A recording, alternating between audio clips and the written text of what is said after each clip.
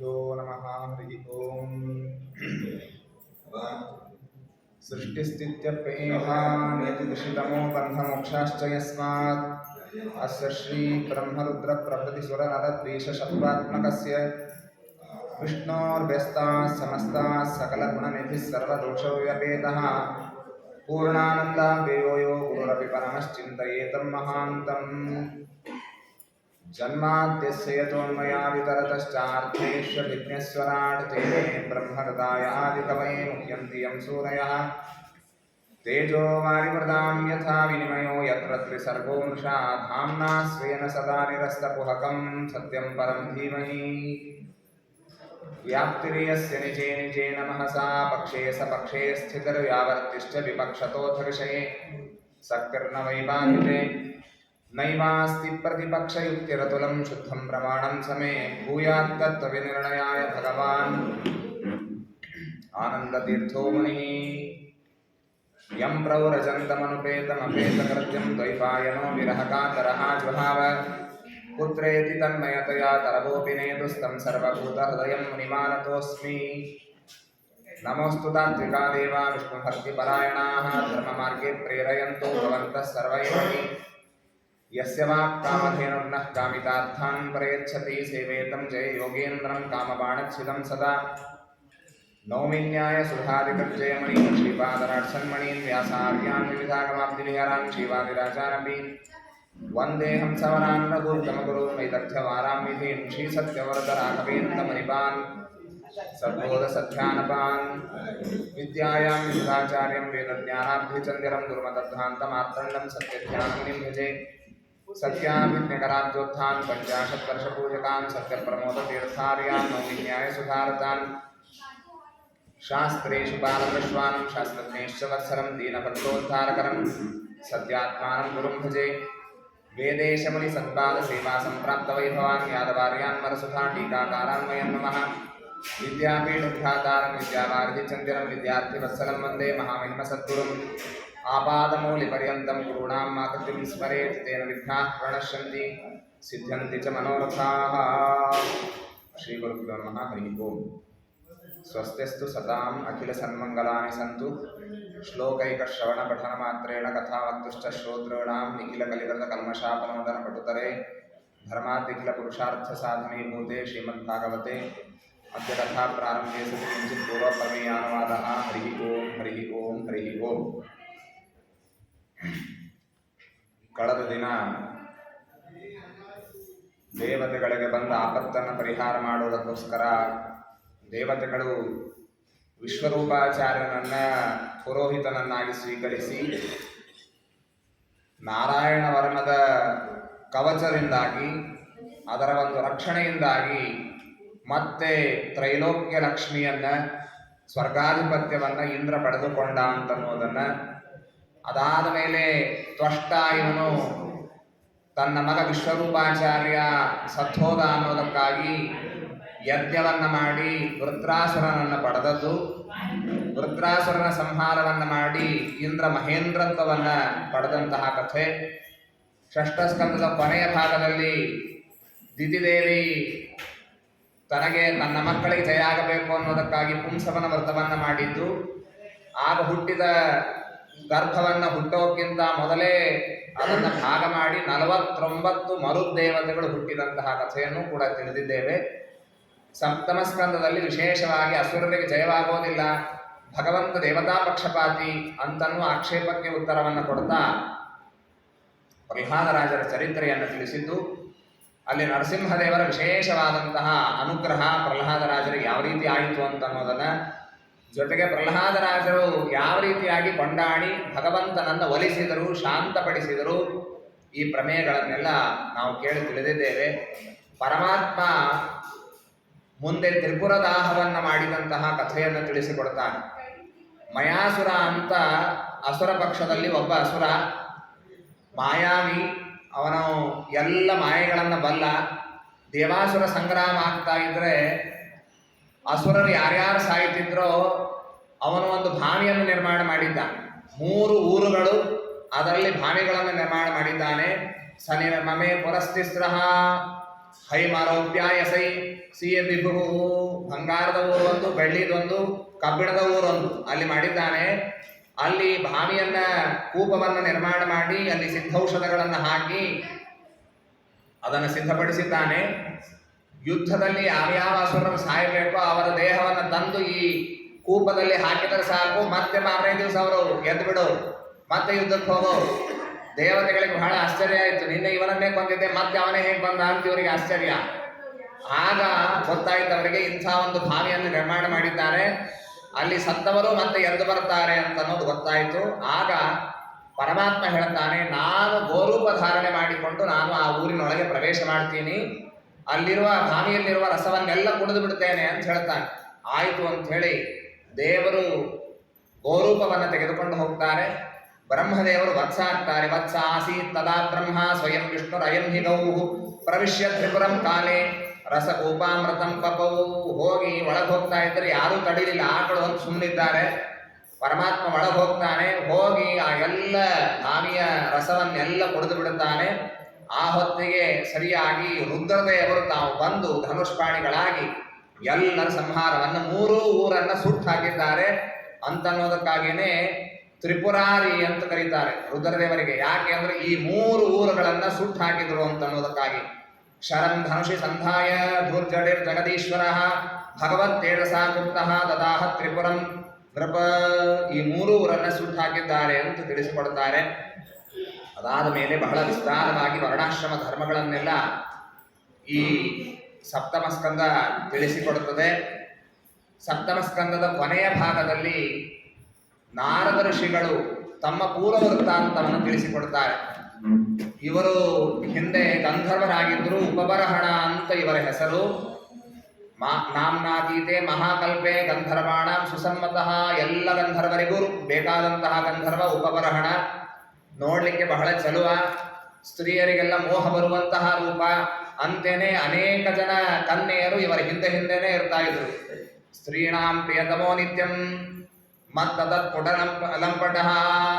ಆ ಸ್ತ್ರೀಯರ ಜೊತೆಗೆ ಇರ್ತಾ ಇರುವಂತಹ ಪ್ರಸಂಗದಲ್ಲಿ ಉಪಭೂತ ವಿಶ್ವಸೃದ್ಧಿ, ವಿಶ್ವಸೃಜರು ಇವರನ್ನು ಕರೀತಾರೆ, ಹಾಡು ಹಾಡ್ಲಿಕ್ಕೆ ಬರ್ರಿ ಅಂತ ಕರೆದ್ರೆ ಆಸನದಲ್ಲಿ ಎಲ್ಲ ಹೆಣ್ಣು ಮಕ್ಕಳ ಜೊತೆಗೆ ಕುಳಿತುಕೊಂಡು ಹಾಡನ್ನು ಹಾಡ್ತಾರೆ. ಆಗಾಯಂತ ವಿದಿತ್ವಾಹಂ ಸ್ತ್ರೀ ಪರಿವೃತೋಗತಃ. ಆಗ ಅದು ದೇವರಿಗೆ ಮಾಡಿದಂತಹ ಹೇಳನ ಅಪಮಾನ ಅನ್ನೋದಾಗಿ ತಿಳಿದು ಶಾಪವಾಯಿತು. ಯಾಹಿತ್ವಂ ಶೂದ್ರತಾಮಾಶು ನಶ್ರಶ್ರೀ ಕೃತ ಹೇಳನಃ. ಶೂದ್ರನಾಗಿ ಹುಟ್ಟು ಅಂತ ಶಾಪ ಕೊಟ್ಟರು. ಅದಕ್ಕಾಗಿಯೇ ನಾನು ಶೂದ್ರನಾಗಿ ಹುಟ್ಟಿದೆ. ಆ ಶೂದ್ರನಾದಾಗ ಬಂದಂತಹ ಕಥೆ ಅದು 1ನೇ ಸ್ಕಂದದಲ್ಲಿ ಈಗಾಗಲೇ ಬಂದಿದೆ. ಶೂದ್ರರಾಗಿರ್ತಾರೆ. ಆಗ ಅವರ ತಾಯಿ ಯಾರ ಮನೆಯಲ್ಲಿ ಕೆಲಸ ಮಾಡುತ್ತಿರ್ತಾರೋ ಅಲ್ಲಿ ಒಬ್ಬ ಯತಿಗಳು ಚಾತುರ್ಮಾಸ್ಯವನ್ನು ಆಚರಣೆ ಮಾಡ್ತಾರೆ. ಅವರ ಉಪದೇಶದಂತೆ ಇವರು ಅಪರೋಕ್ಷ ಜ್ಞಾನ ಪಡೆದು ಮಾರನೇ ಜನ್ಮದಲ್ಲಿ ಬ್ರಹ್ಮದೇವರ ಮಕ್ಕಳಾಗಿ ತಾವು ಹುಟ್ಟಿ ಬಂದಿದ್ದಾರೆ, ನಾರದರಾದರು ಅಂತನ್ನುವ ಕಥೆಯನ್ನ ಇಲ್ಲಿ ತಿಳಿಸಿಕೊಟ್ಟಿದ್ದಾರೆ. ಹೀಗೆ ಇದು ಸಪ್ತಮ ಸ್ಕಂದ ಇಲ್ಲಿಗೆ ಮುಕ್ತಾಯವಾಗ್ತದೆ. ಅಷ್ಟಮ ಸ್ಕಂದ ವಿಶೇಷವಾಗಿ ನಮಗೇನಾದರೂ ಜೀವನದಲ್ಲಿ ಬಹಳಷ್ಟು ತೊಂದರೆಗಳು ಬರ್ತಾ ಇದ್ರೆ, ಮೇಲಿಂದ ಮೇಲೆ ಏನೋ ಕೆಲಸ ಮಾಡಬೇಕು ಅಂತ ಹೊರಟಿದ್ದೀವಿ, ಅದಕ್ಕೆ ಮೇಲಿಂದ ಮೇಲೆ ವಿಘ್ನ ಬರ್ತದೆ, ಅರ್ಧಕ್ಕೆ ನಿಂತು ಹೋಗುತ್ತೆ, ಮತ್ತೆ ಆ ಕೆಲಸ ಬಿಟ್ಬಿಡ್ತೀವಿ. ಈ ರೀತಿಯಾಗಿ ಪದೇ ಪದೇ ಆಗೋದಾಗಿತ್ತು ಅಂತಂದ್ರೆ ಆವಾಗ ವಿಶೇಷವಾಗಿ ಅಷ್ಟಮ ಸ್ಕಂದದ ಶ್ರವಣವನ್ನು ಮಾಡಬೇಕು, ಅದರ ಪುರಾಣವನ್ನು ಹೇಳಿಸಬೇಕು, ಅದರ ಪಾಠವನ್ನು ಪಾರಾಯಣವನ್ನು ಯಾರಿಗೆ ಅನುಕೂಲವೋ ಅವರು ಅಷ್ಟಮ ಸ್ಕಂದವನ್ನು ಪಾರಾಯಣ ಮಾಡಬೇಕು. ಎಲ್ಲ ವಿಘ್ನಗಳು ಪರಿಹಾರವಾಗುತ್ತೆ. ಇಲ್ಲಿ ಬರುವಂತಹ ಕಥೆಗಳೆಲ್ಲ ಹಾಗೇ ಇದೆ. ಸಜ್ಜನರಿಗೆ ತೊಂದರೆ ಬಂತು, ಅದಕ್ಕೆ ದೇವರು ಬರ್ತಾನೆ, ಅದರ ಪರಿಹಾರ ಮಾಡ್ತಾನೆ. ಇಂಥ ಕಥೆಗಳೇನೆ ಸಾಲು ಸಾಲಾಗಿ ಈ ಅಷ್ಟಮ ಸ್ಕಂದದಲ್ಲಿ ಬರ್ತದೆ. ಹೀಗಾಗಿ ಈ ಅಷ್ಟಮ ಸ್ಕಂದದ ಈ ಒಂದು ವಿಶೇಷ ಇದೆ. ಸ್ವಯಂಭುವಸ್ಯ ಚ ಮನೋಃ ವಂಶೋಯಂ ವಿಸ್ತರಾಚ್ಯುತಃ ಯತ್ರ ಯತ್ರ ಹರೇರ್ಭಕ್ತಾಃ ಕರ್ಮಾಣಿ ಚ ಮಹೀಯಸಃ. ಸ್ವಯಂಭುವ ಮನು 14 ಮನ್ವಂತರಗಳು. ಬ್ರಹ್ಮದೇವರ 12 ತಾಸಿನಲ್ಲಿ 14 ಮನ್ವಂತರಗಳಾಗತ್ತೆ. ಒಂದೊಂದು ಮನ್ವಂತರದಲ್ಲಿ ನಾವು 7ನೇ ಮನ್ವಂತರದಲ್ಲಿ ಇದ್ದೀವಿ. ಈ ಪಂಚಾಂಗ ಶ್ರವಣದ ದಿವಸ ಇದನ್ನೆಲ್ಲ ನೀವು ಕೇಳಲಿಕ್ಕೆ ಸಾಧ್ಯವಾಗಿರುತ್ತದೆ. ಒಂದು ಮನ್ವಂತರದಲ್ಲಿ 71 ಮಹಾಯುಗಗಳಿರ್ತದೆ. ಒಂದು ಮಹಾಯುಗ ಅಂತಂದ್ರೆ 4 ಯುಗಗಳು ಕೂಡಿ ಒಂದು ಮಹಾಯುಗ ಅಂತ ಅನಿಸಿಕೊಳ್ಳುತ್ತದೆ. ಕೃತ, ತ್ರೇತ, ದ್ವಾಪರ, ಕಲಿ ಈ 4 ಯುಗಗಳು ಕೂಡಿದರೆ ಒಂದು ಮಹಾಯುಗ ಅಂತ ಅನಿಸಿಕೊಳ್ಳುತ್ತದೆ. ಅಂಥದ್ದು 71 ಬಾರಿ ಆದರೆ ಅದಕ್ಕೆ ಒಂದು ಮನ್ವಂತರ ಅಂತ ಕರೀತಾರೆ. ಬ್ರಹ್ಮದೇವರ ಒಂದು ಹಗಲಿನಲ್ಲಿ 14 ಮನ್ವಂತರಗಳಿರ್ತದೆ, ರಾತ್ರಿಯಲ್ಲೂ ಮತ್ತೆ 14 ಮನ್ವಂತರಗಳು. ಹೀಗೆ ಒಟ್ಟಾರೆ 28 ಮನ್ವಂತರಗಳಾದರೆ ಬ್ರಹ್ಮದೇವರ 24 ತಾಸು ಮುಕ್ತಾಯವಾಗತ್ತೆ. ಇಂಥದ್ದು 100 ವರ್ಷ ಆಗಬೇಕು, ಆಗ ಅದು ಬ್ರಹ್ಮದೇವರ ಒಂದು ಪೂರ್ಣವಾದ ಆಯುಷ್ಯ ಅಂತ ಅನಿಸಿಕೊಳ್ಳುತ್ತದೆ. ಈ ಮನ್ವಂತರಗಳಲ್ಲಿ ಬೇರೆ ಬೇರೆ ಸಪ್ತರ್ಷಿಗಳು, ಬೇರೆ ಬೇರೆ ಭಗವದವತಾರ, ವಿಶೇಷವಾದಂತಹ ಅವತಾರಗಳು ಹೀಗೆಲ್ಲ ಇರ್ತದೆ. ಅದನ್ನೆಲ್ಲ ಈ ಅಷ್ಟಮ ಸ್ಕಂದ ತಿಳಿಸ್ತದೆ. ಒಂದೇ ಮನ್ವಂತರ ಅದು ಸ್ವಯಂಭುವ ಮನುವಿನ ಮನ್ವಂತರ. ಅಲ್ಲಿ ಸಾಕಷ್ಟು ಧಾರ್ಮಿಕ ರಾಜರು ಹುಟ್ಟಿ ಬಂದಂತಹ ಕಥೆಗಳನ್ನೆಲ್ಲ ಹಿಂದೆ ಹೇಳಿ ಮುಗಿಸಿದ್ದಾರೆ. ತೃತೀಯ ಸ್ಕಂದದಲ್ಲಿ ಹೇಳ್ತಾ ಇರುವಾಗ ಆಕೂತಿಯಲ್ಲಿ ಪರಮಾತ್ಮ ಯಜ್ಞನಾಮಕನಾಗಿ ಹುಟ್ಟಿದ, ದೇವಹೂತಿಯಲ್ಲಿ ಕಪಿಲನಾಮಕನಾದಂತಹ ಪರಮಾತ್ಮ ಹುಟ್ಟಿದ್ದು, ಹೀಗೆಲ್ಲ ತಿಳಿಸಿದ್ದಾರೆ. ಯಜ್ಞನಾಮಕ ಪರಮಾತ್ಮನ ಬಗ್ಗೆ ಇಲ್ಲೊಂದು ಸ್ವಲ್ಪ ಹೆಚ್ಚಿನ ವಿಷಯಗಳನ್ನು ತಿಳಿಸಿದ್ದಾರೆ. ಸುನಂದಾಯಾಂ ವರ್ಷಶತಂ ಪದೈಕೇನ ಭುವಂ ಸ್ಪೃಶನ್. ಸುನಂದ ಅಂತನ್ನುವಂತಹ ಸ್ಥಳದಲ್ಲಿ ಇವನು ಒಂದೇ ಕಾಲಿನಿಂದ ನಿಂತು ಸ್ವಯಂಭೂಮನು ತಪಶ್ಚರ್ಯವನ್ನು ಮಾಡಿದ. ಆಗ ಅವನನ್ನು ತಿನ್ನಬೇಕು ಅಂತ ಹೇಳಿ ಯಾತುಧಾನರು, ರಾಕ್ಷಸರು ಬಂದು ಅವನನ್ನು ತಿನ್ಲಿಕ್ಕೆ ಬಂದರೆ ಅವರ ಮೊಮ್ಮಗ ಯಜ್ಞನಾಮಕ ಪರಮಾತ್ಮ ಅವನ ರಕ್ಷಣೆಯನ್ನು ಮಾಡಿದ್ದಾನೆ. ತಮ್ಮ ಒಂದರ್ಥದಲ್ಲಿ ತಂದೆ, ಇನ್ನೊಂದರ್ಥದಲ್ಲಿ ಅಜ್ಜ. ನಿಜವಾಗಿ ಅಜ್ಜ ತಾಯಿಯ ತಂದೆ, ಆದರೆ ದತ್ತಕ್ಕೆ ತೆಗೆದುಕೊಂಡದ್ದರಿಂದಾಗಿ ತಂದೆಯೂ ಹೌದು. ಅಂತಹ ಸ್ವಯಂಭವ ಮನುವ ರಕ್ಷಣೆಯನ್ನು ಮಾಡುತ್ತಾನೆ. ಈ ಯಾತುಧಾನರು ತಿನ್ಲಿಕ್ಕೆ ಬಂದಾಗ ಸ್ವಯಂಭವ ಮನು ಈಶಾವಾಸ್ಯಮಿದಂ ಸರ್ವಂ ಯತ್ಕಿಂಚ ಜಗತ್ಯಾಂ ಜಗದ ತೇನ ತ್ಯಕ್ತೇನ ಭುಂಜೀತಾಹ ಮಾಗತ ಕಸ್ಯ ಸಿದ್ಧನಂ. ಈಶಾವಾಸ್ಯ ಉಪನಿಷತ್ತು ಅಂತ ಏನು ಕೇಳುತ್ತೇವೆ, ಆ ಮಂತ್ರಗಳಿಂದಾಗಿ ಭಗವಂತನ ಸ್ತೋತ್ರವನ್ನ ಮಾಡ್ತಾನೆ. ಆಗ ಪರಮಾತ್ಮ ಅವನ ರಕ್ಷಣೆಯನ್ನ ಮಾಡ್ತಾ ಇದ್ದಾನೆ. ಆ ವೇದ ಮಂತ್ರ ಬಹಳ ಅದ್ಭುತವಾದದ್ದು, ಬಹಳ ಪುಟ್ಟ ಉಪನಿಷತ್ತು. ದೇವರನ್ನು ನಂಬರಿ, ಈಶಾವಾಸ್ಯಮಿದಂ ಸರ್ವಂ, ಎಲ್ಲರೂ ದೇವರನ್ನ ಆಶ್ರಯಿಸಿಯೇ ಇರುವವರು. ಜಗತ್ತಿನಲ್ಲಿ ಏನೇನಿದೆ ಎಲ್ಲವೂ ಕೂಡ ದೇವರ ಅಧೀನವಾದದ್ದು. ಹೀಗಾಗಿ ಏನೇ ಬೇಡೋದಾದರೂ ಕೂಡ ದೇವರನ್ನು ಬೇಡ್ರಿ. ತೇನ ತ್ಯಕ್ತೇನ ಭುಂಜೀತಾಹ, ದೇವರೇನು ಕೊಡ್ತಾನೆ ಅದರಲ್ಲಿ ಆನಂದವಾಗಿರ್ಲಿಕ್ಕೆ ಚಿಂತೆ ಇಲ್ಲ. ಅದನ್ನು ಬಿಟ್ಟು ನನ್ನ ಹತ್ರ ಇದಿಲ್ಲ ಅದಿಲ್ಲ ಅಂತ ಅನ್ನೋದಕ್ಕೋಸ್ಕರ ಮತ್ತೊಬ್ಬ ಶ್ರೀಮಂತರ ಕಡೆಗೆ, ರಾಜನ ಮುಂದೆ ಹೋಗಿ ಆಹೃದ ಕಸ್ಯಸಿ ಧನಂ, ಬೇರೆಯವರ ಹತ್ರ ಏನನ್ನೂ ಬೇಡ್ಲಿಕ್ಕೆ ಹೋಗಬೇಡ್ರಿ ಅಂತ ಹೇಳುವಂತಹ ಮಂತ್ರ. ಇನ್ನು ಅನೇಕ ತತ್ವಗಳು ಅದರಲ್ಲಿದೆ. ಆ ಮಂತ್ರಗಳಿಂದ ಸ್ತೋತ್ರವನ್ನ ಮಾಡಿದ್ದಾನೆ. ಆಗ ಅವನ ರಕ್ಷಣೆ ಆಯಿತು. ತಮೀಹಮಾನಂ ನಿರಹಂಕೃತಂ ಬುಧೈಹಿ ನಿರಾಶಿಷಂ ಪೂರ್ಣಮನನ್ಯ ಚೋದಿತಂ ತಚ್ಚಿಕ್ಷಯಂತಂ ನಿಜವರ್ಮ ಮೂಢಾನ್ ಪ್ರಭುಂ ಪ್ರಪದ್ಧೆ ಕಿಲ ಧರ್ಮ ಭಾವನಂ ಅಂತ ಹೇಳಿ ಮನು ಯಜ್ಞನಾಮಕ ಪರಮಾತ್ಮನ ಸ್ತೋತ್ರವನ್ನ ಮಾಡಿದ್ದಾನೆ. ಈ ವಿಶೇಷ ಘಟನೆ ಇದು ಸ್ವಯಂಭವ ಮನ್ವಂತರದಲ್ಲಿ ನಡೆದದ್ದನ್ನು ಅಷ್ಟಮ ಸ್ಕಂದ ಉಲ್ಲೇಖ ಮಾಡುತ್ತದೆ. ಎರಡನೇದ್ದು ಸ್ವಾರೋಚಿಷ ಎಂಬಂತಹ ಮನ್ವಂತರ.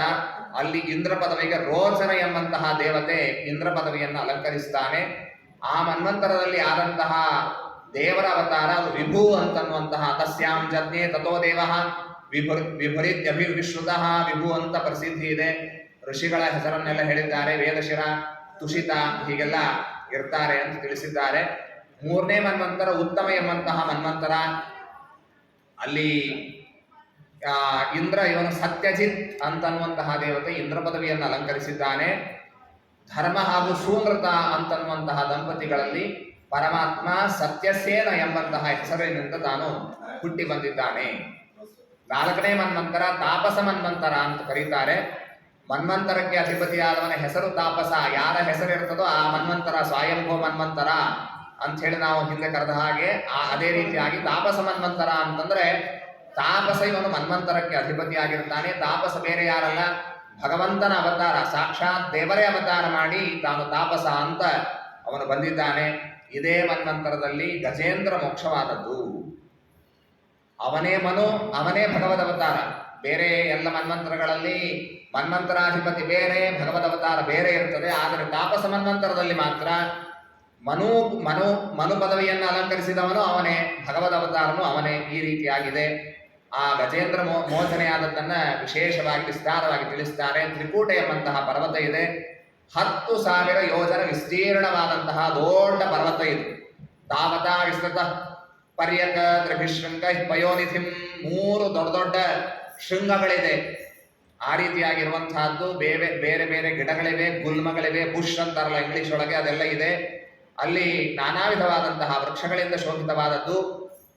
ವರುಣನ ಒಂದು ದೊಡ್ಡ ಗಾರ್ಡನ್ ಇದೆ, ಉಪವನ ಇದೆ. ಋತುಮನ್ ಅಂತ ಅದರ ಹೆಸರು. ಆ ಕ್ರೀಡಂ ಸುನಯೋಷಿತಾಂ, ಇಲ್ಲೆಲ್ಲ ದೇವತೆಗಳು ಬರ್ತಾರಂತೆ. ಪಿಕ್ನಿಕ್ಗೆ ಬರುವಂತಹ ಜಾಗ ಇದು. ಅಷ್ಟು ಸುಂದರವಾದಂತಹದ್ದು. ಅಲ್ಲಿರುವ ಗಿಡಗಳನ್ನೆಲ್ಲ ಬಹಳ ವಿಸ್ತಾರವಾಗಿ ಹೇಳಿದ್ದಾರೆ. ಮಾವಿನ ಗಿಡ, ಚೂತೈ ಪ್ರವಾಲೈ ಪನಸೈ ಆಮ್ರೈ ರಾತಾಮ್ರಕೈರಪಿ ಹೀಗೆಲ್ಲ ಇದೆ. ಆಮೇಲೆ ಬೇರೆ ಬೇರೆ ಹೂವಿನ ಗಿಡಗಳು, ಬಿಲ್ವ ಗಿಡ, ದೊಡ್ಡ ಸರೋವರ ಒಂದಿದೆ ಅಲ್ಲಿ. ಆ ಸರೋವರದಲ್ಲೂ ನಾನಾ ವಿಧವಾದಂತಹ ಮೀನುಗಳು, ಮತ್ಸ್ಯ ಕಚ್ಚಪ ಸಂಚಾರ ಚಲತ್ ಪದ್ಮ ರಜಪಯ, ಅಲ್ಲಿ ನಾನಾ ವಿಧವಾದಂತಹ ಆಮೆಗಳು, ಮೀನುಗಳು, ಬೇರೆ ಬೇರೆ ಜಲಚರ ಪ್ರಾಣಿಗಳೆಲ್ಲ ಅಲ್ಲಿದೆ. ಇದೇ ತ್ರಿಕೂಟ ಪರ್ವತದಲ್ಲಿ ಒಂದು ದೊಡ್ಡ ಗಜ ಇದೆ, ಗಜೇಂದ್ರ. ಯದ್ಗಂಧ ಮಾತ್ರ ಧಾರಯೋ ಗಜೇಂದ್ರಾಹ ವ್ಯಾಘ್ರಾದಯೋ ವ್ಯಾಲ ಮೃಗ ಖಗಾ ಸಖಡ್ಗಾಹ ಮಹೋರಗಾಶ್ಚಾಪಿ ಭಯಾದ್ರವಂತಿ ಸಗೌರ ಕೃಷ್ಣಾಶ ಭರಾಶ್ಚ ಮರ್ಯಃ. ಕೆಲವೊಂದು ಆನೆಗಳಿಗೆ, ಬಹಳ ಗಟ್ಟಿಮುಟ್ಟಿಯಾಗಿರುವಂತಹ ಆನೆಗಳಿಗೆ ಅವರ ತಲೆಯಿಂದಾಗಿ ರಸ ಸುರಿತದೆ, ಮದಜಲ ಅಂತ ಕರೀತಾರೆ ಅದನ್ನು. ಅದರ ಒಂದೇನು ಗಂಧ ಇರ್ತದೆ, ಅದರ ಸುವಾಸನೆ ಇರ್ತದೆ, ಅದರ ವಾಸನೆ ಬಂದದ್ದಕ್ಕೆ ಬಹಳ ದೊಡ್ಡ ಬಲಿಷ್ಠವಾದ ಗಜ ಇಲ್ಲಿ ಸುತ್ತಮುತ್ತಲ ಇದೆ ಅಂತ ಗೊತ್ತಾಗ್ತದಂತೆ ಉಳಿದೆಲ್ಲ ಪ್ರಾಣಿಗಳಿಗೆ.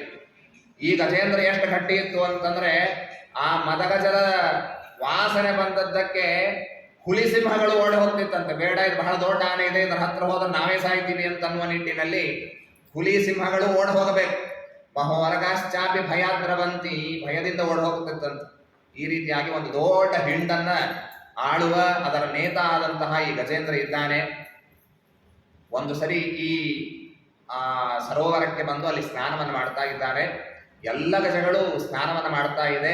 ಪಪೌನಿಕಾಮಂ ನಿಜ ಪುಷ್ಕರೋದ್ಧೃತಂ ಆತ್ಮಾನಬದ್ಧಿಸ್ನ ಭಯಂಗತ ಕ್ಲಮಃ.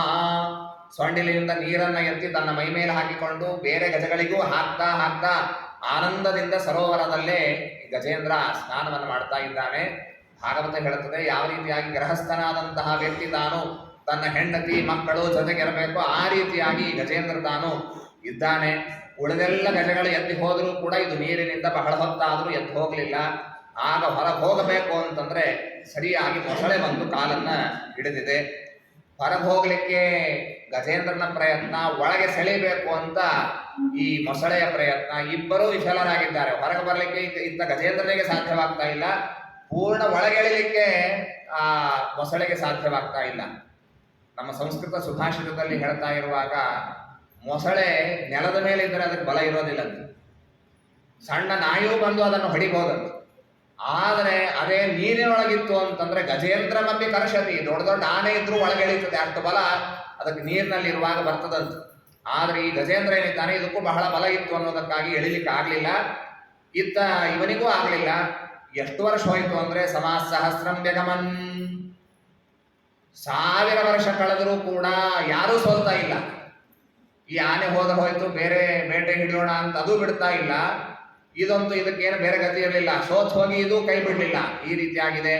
ಎಲ್ಲ ಆನೆಗಳು ಎಳಿಲಿಕ್ಕೆ ಪ್ರಯತ್ನ ಮಾಡ್ತದೆ, ಈ ಆನೆಯನ್ನು ಹೊರಗೆ ಎಳಿಲಿಕ್ಕೆ ಪ್ರಯತ್ನ ಮಾಡ್ತದೆ, ಸೊಂಡಿಲಿಗೆ ಸೊಂಡಿಲು ಹಾಕಿ ಹೊರಗೆ ಎಳಿಲಿಕ್ಕೆ ಪ್ರಯತ್ನ ಮಾಡಿದ್ರು ಆಗಲಿಲ್ಲ. ನಮ್ಮ ಅಮಿಮೇ ಜ್ಞಾತಯಾ ತ್ವರಂ ಗಜ ಕುತಃ ಕರಿಣ್ಯ ಪ್ರಭವಂತಿ ಮೋಚಿತುಂ ಗ್ರಾಹೇಣ ಪಾಶೇನ ವಿಧಾತುರಾವೃತೋಪ್ಯಹಂ ಚತಂ ಯಾಮಿ ಪರಂಪರಾಯಣಂ. ಗಜೇಂದ್ರನ ಮನಸ್ಸಿನಲ್ಲಿ ದೇವರ ವಿಚಾರ ಬಂತು. ಈ ದೊಡ್ಡ ದೊಡ್ಡ ಆನೆಗಳಿದೆ, ನನ್ನ ಜೊತೆಗೆ ಇಲ್ಲ ಅಂತಿಲ್ಲ. ನಮಾಮಿಮೇ ಜ್ಞಾತಯಾ ತ್ವರಂ ಗಜಾಹ, ಈ ಆನೆಗೆ ಆಗ್ತಾ ಇಲ್ಲ, ನನ್ನನ್ನು ರಕ್ಷಣೆ ಮಾಡಬೇಕು ಅಂತ ಅನ್ನೋದು ಇವರಿಗೆ ಸಾಧ್ಯವಾಗ್ತಾ ಇಲ್ಲ. ಇನ್ನು ಕುತಃ ಕರಿಣ್ಯ, ಗಂಡು ಆನೆಗಳಿಗೆ ಸಾಧ್ಯವಾಗ್ತಾ ಇಲ್ಲ ಅನ್ನೋದಾಗ ಇನ್ನು ಹೆಣ್ಣು ಆನೆಗಳು ನನ್ನನ್ನು ಹೊರಗೆ ತರುತ್ತದೆ ಅಂತನೋ ವಿಶ್ವಾಸ ನನಗಿಲ್ಲ. ಅದಕ್ಕಾಗಿ ಈ ದೊಡ್ಡ ಒಂದು ಪ್ರಾಣಿ ಮಕರ ಮೊಸಳೆ ನನ್ನನ್ನು ಕಾಲು ಹಿಡಿದಿದೆ. ಹೀಗಾಗಿ ನಾನೇನು ಮಾಡ್ತೇನೆ ಅಂತಂದ್ರೆ ಅಹಂ ಚತಮ್ಯಾಮಿ ಪರಂಪರಾಯಣಂ, ನಾನು ಆ ಸರ್ವೋತ್ತಮನಾದ ದೇವರನ್ನು ಮೊರೆ ಹೋಗ್ತೇನೆ ಅಂತ ವಿಚಾರ ಮಾಡಿದಂತೆ. ಈ ವಿಚಾರ ನಮಗೂ ಬರಬೇಕು.